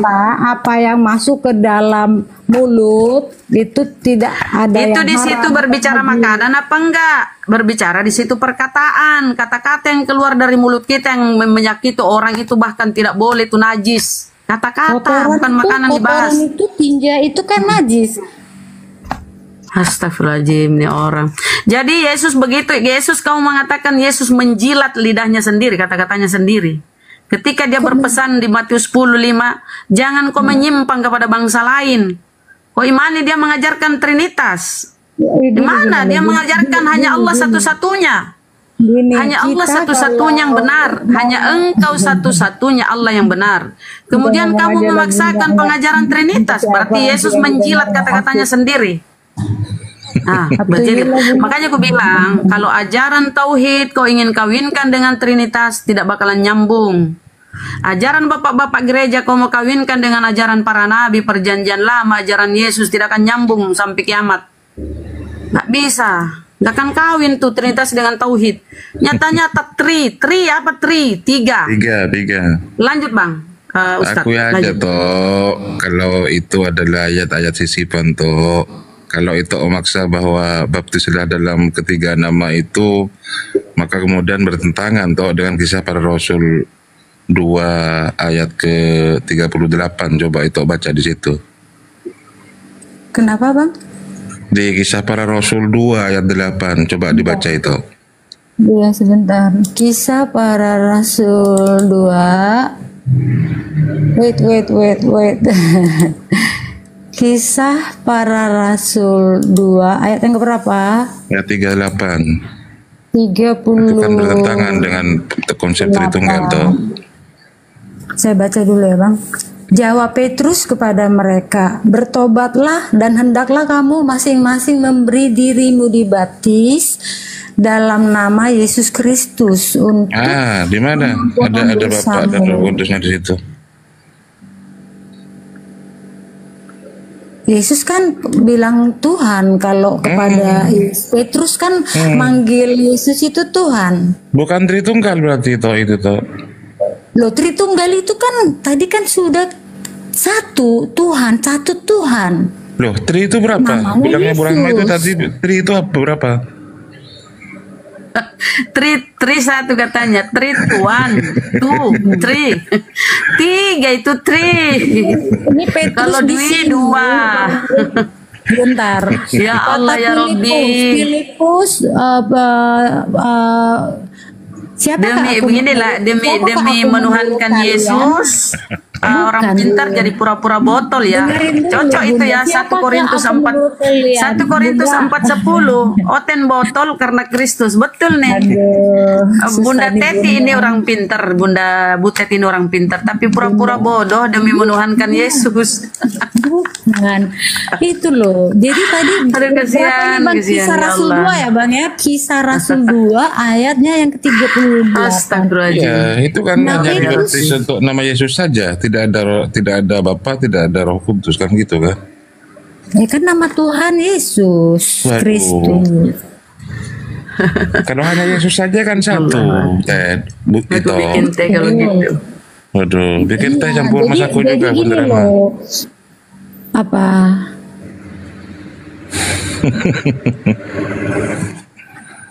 Abang mak mau kemana sih arahnya di bawah ini, bawah Loh, ayat ini? itu kan bertentangan yaitu dengan pembaptisan. Baptislah dengan nama Bapa, Kan Anak dan satu, Roh Kudus. Bapak, Anak, Roh Kudus itu satu. Sementara Namanya Yesus. di Yohanes itu ya, di Yohanes 2:38 itu kan cuman Yesus saja. Ya udah Tidak ada termasuk Bapak. itu semua di situ. Udah ada Bapak, ada Roh di situ. Enggak ada lah, di situ hanya untuk Yesus saja kan. Bang, selanjutnya. Baptislah atas nama Yesus kan seperti itu.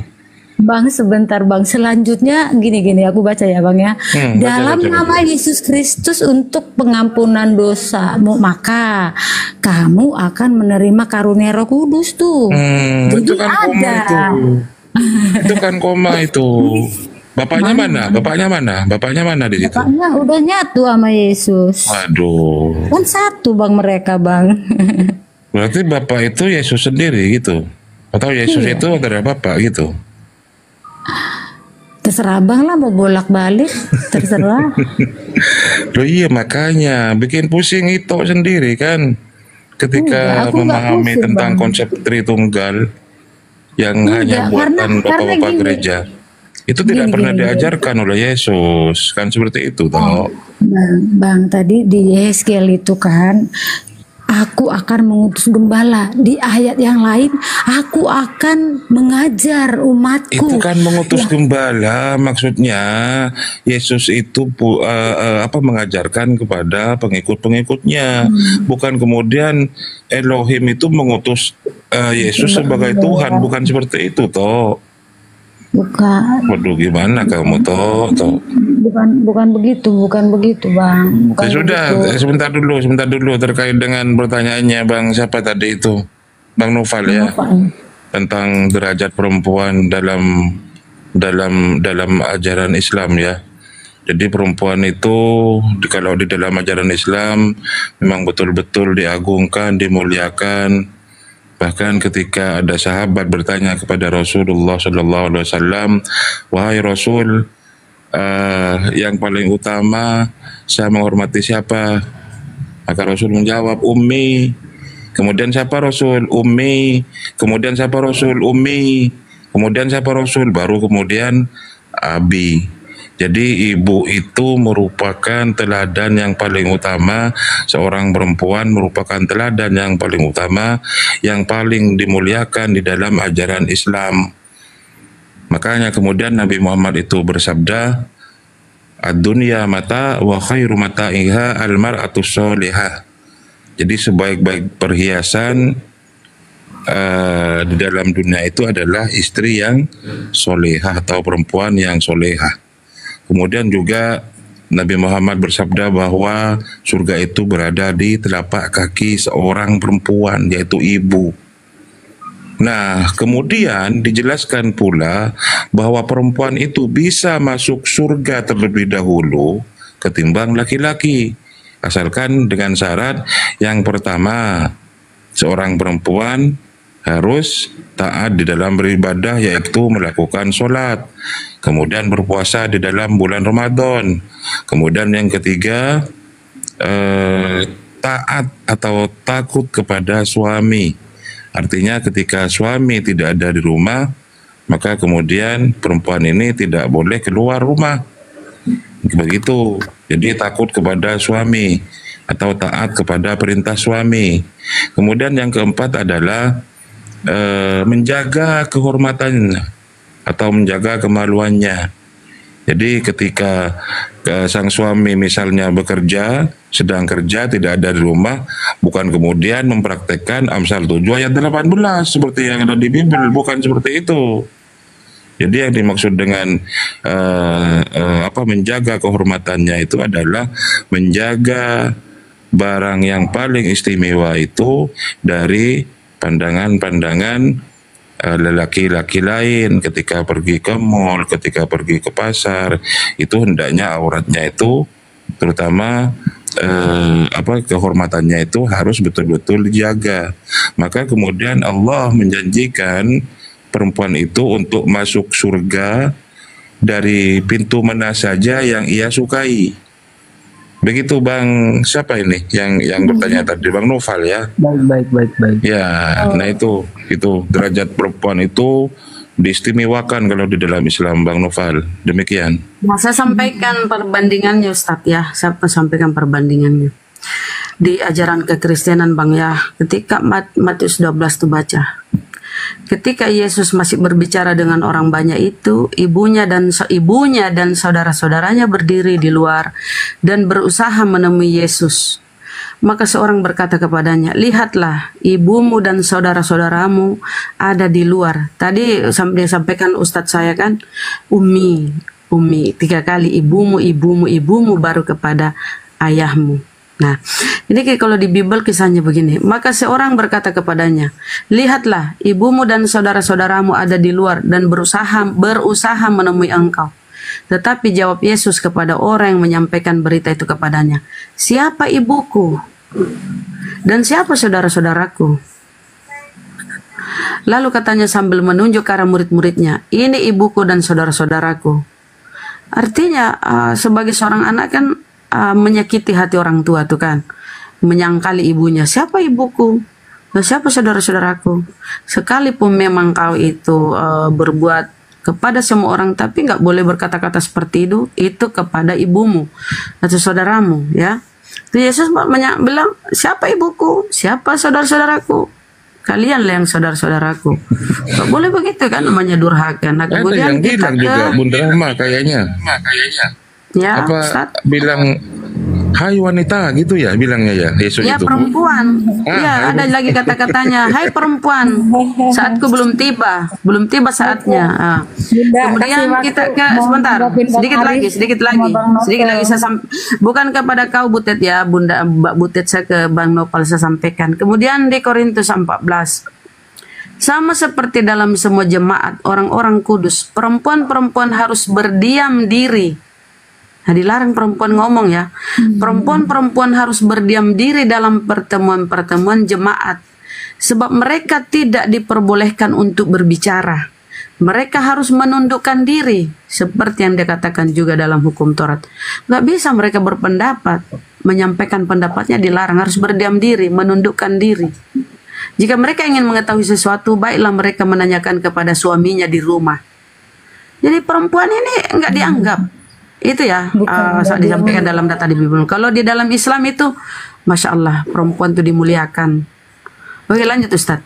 Iya, sama aja. Kalau di kekristenan juga ya, untuk laki-laki dan untuk perempuan ada. Kepada istri dikatakan, tunduklah kepada suamimu seperti kepada Tuhan. Laki-laki dimuliakan. Lalu kepada istri, hai suami, sayangilah istrimu, kasihilah istrimu seperti dirimu sendiri. Kepada Tuhan di situ Butet, itu Bible bukan kepada Tuhan, kepada Tuan. Tuan. Tuan. Dadahan. Tuhan, ya, ini harus ntar dulu aku ini ya, biar lihat ya. Karena ini bukan merujuk kepada Yesus, kecuali Kurios yang merujuk kepada Yesus tuh lah itu menyatakan Tuhan. Tuh Efesus tuh, kelihatan nggak Bun? Tunduklah, kita buka ya. Kita buka ya di situ Tuhan ya. Hai istri, loh, hai istri, tunduklah kepada suamimu seperti kepada Tuhan. Kelihatan nggak? Kelihatan nggak? Udah kelihatan? Hai istri, tunduklah kepada suamimu seperti kepada Tuhan. Tuh baris Berarti pertama, Tuhan itu pojok disamakan kanan. dengan suami, disamakan dengan manusia ya Tuhanmu ya Butet ya. Disamakan Bukan, dengan jadi suami ya. kita sama Tuhan kan hormat, Berarti nurut. Tuhannya disamakan dengan suami-suami kita ya, suami-suami mereka ya. Jadi kita hormat banget sama suami. Itu Butet bilang Tuhan. Bunda, Kalau Tuhan Wahai wanita-wanita, keluar rumah, kita nggak keluar rumah. tunduklah kepada suami-suamimu seperti tunduk kepada Tuhan. Berarti Tuhanmu disejajarkan sama laki-laki itu tidak, bapak-bapak. Bun. Coba Bunda telah baik-baik perkataannya dia itu. Perkataannya dia. Tunduklah kepada suamimu seperti tunduk kepada Tuhan. Seperti Ya kan disejajarkan itu. Tidak Disamakan kan? Tunduk kepada suami. Diperintahkan tunduk kepada suami sama seperti kau tunduk kepada Tuhan. Tidak, Tuhan Bun, disamakan dengan suami. tidak disamakan, Gimana ya? tidak disamakan, Bun. Tidak disamakan. Itu konsepnya seperti nurut kepada suami. Seperti engkau nurut pada Tuhan. Aduh. Karena dia bukan Tuhan. Dia Jangan adalah melencengkan- guru pengajar. Jangan melencengkan, Bun. Di mana datanya Yesus Tuhan? Di situ Kurios. Tidak, Tuhan. Bun. Tidak, Jangan Bun. Tidak, melencengkan. Ya Itu tuh tadi coba kita buka. Di Nggak, situ coba apa tadi- God atau Theos? Ayo kita buka Coba ya Bu- data. coba Bu- Data coba berapa Bu- itu? coba. Efesus berapa? Kita buka lah. Saya tidak suka kalau cuma banyak ngomong kita ya pakai data. Efesus berapa itu? Kita buka yuk. Barakallah Bang Zeko. Masya Allah. Berkah selalu ya Allah. Terima kasih. Coba kita buka itu. Efesus berapa? Efesus berapa Mbak Tit? Efesus berapa? Biar kita kasih pengajaran sama Mbak Noval juga. Mbak Noval. Bang Noval. Efesus berapa tadi? Efesus Taatlah 5. kepada suamimu, istri taat. Berapa? Efesus 5 mulai Oke, ayat kita buka. 22. Kita buka Efesus 5. Nggak usah yang pakai Tuhan aja itu tadi, Bunda. Bu yang pakai saja Tuhan itu Efesus. Efesus 5 ayat yang kedua-dua, mulainya dari 22. Hai istri, tunduklah kepada suamimu seperti kepada Tuhan. Kita buka ya originalnya ya. Tuhan di situ ya. Ini menyamakan suami dengan ini ya. Menyamakan suami dengan Tuhan. Aduh parah. Nah, kita buka ya datanya ya. Tuhan. Nih. Ini biar kalian ini loh, jangan cuma harus banyak belajar ya. Kalau memang kalian mau menemukan kebenaran, harus banyak belajar. Baik, Bun. Kita baik, buka Bun. ya. Kami dengarin, Bun. Kami terima. Nah, gini kita buka. Kita buka sebentar. Nih. Izin. Nah, kita lihat ya. Tunduklah kepada suamimu seperti kepada Tuhan. Kita klik Tuhan ya. Tuhan nomornya itu ya. 29. Kasih besar ya biar kalian tuh pinter. Jadi cara belajar begini untuk mengetahui ya mana Tuhan, mana itu Tuhan-Tuhanan. Di Tuhan ya, 2962. Kita lihat. Apa itu 2962? Kurios. Tuhan. Makanya kalau di situ kau mau jadikan di situ Tuhan, masa manusia disamakan Tuhan? Tunduk kepada manusia sama dengan tunduk kepada Tuhan. Nggak nyambung. Cocok. Kalau Tuhan, pinter kan? Nah, bagus ini cepat nangkap dia. Terima kasih, Bun. Maaf, Bun Masih ya. bisa. Nggak Bukan apa-apa. Theos Kita ya, namanya Noval ya, sama-sama bukan Theos ya. sama-sama belajar, Bang ini ya, Bang Nopal, kita sama belajar. Jangan terlalu termakan doktrin. Tolong belajar. Ya, Kita saya di hanya sini menyampaikan kebenaran. keputusannya di Anda. Kita hanya menyampaikan, nggak ada paksaan ya. La ikraha fid din. Lanjut, Ustadz. Karena ini Apa udah lagi? jam berapa ini? Oke, mau Masih masih mau ya? Maaf aku Udah, jam 3. Istirahat Aku ya. izin turun Butet dulu mau ya. kerja Selamat besok juga. malam. Selamat Malam.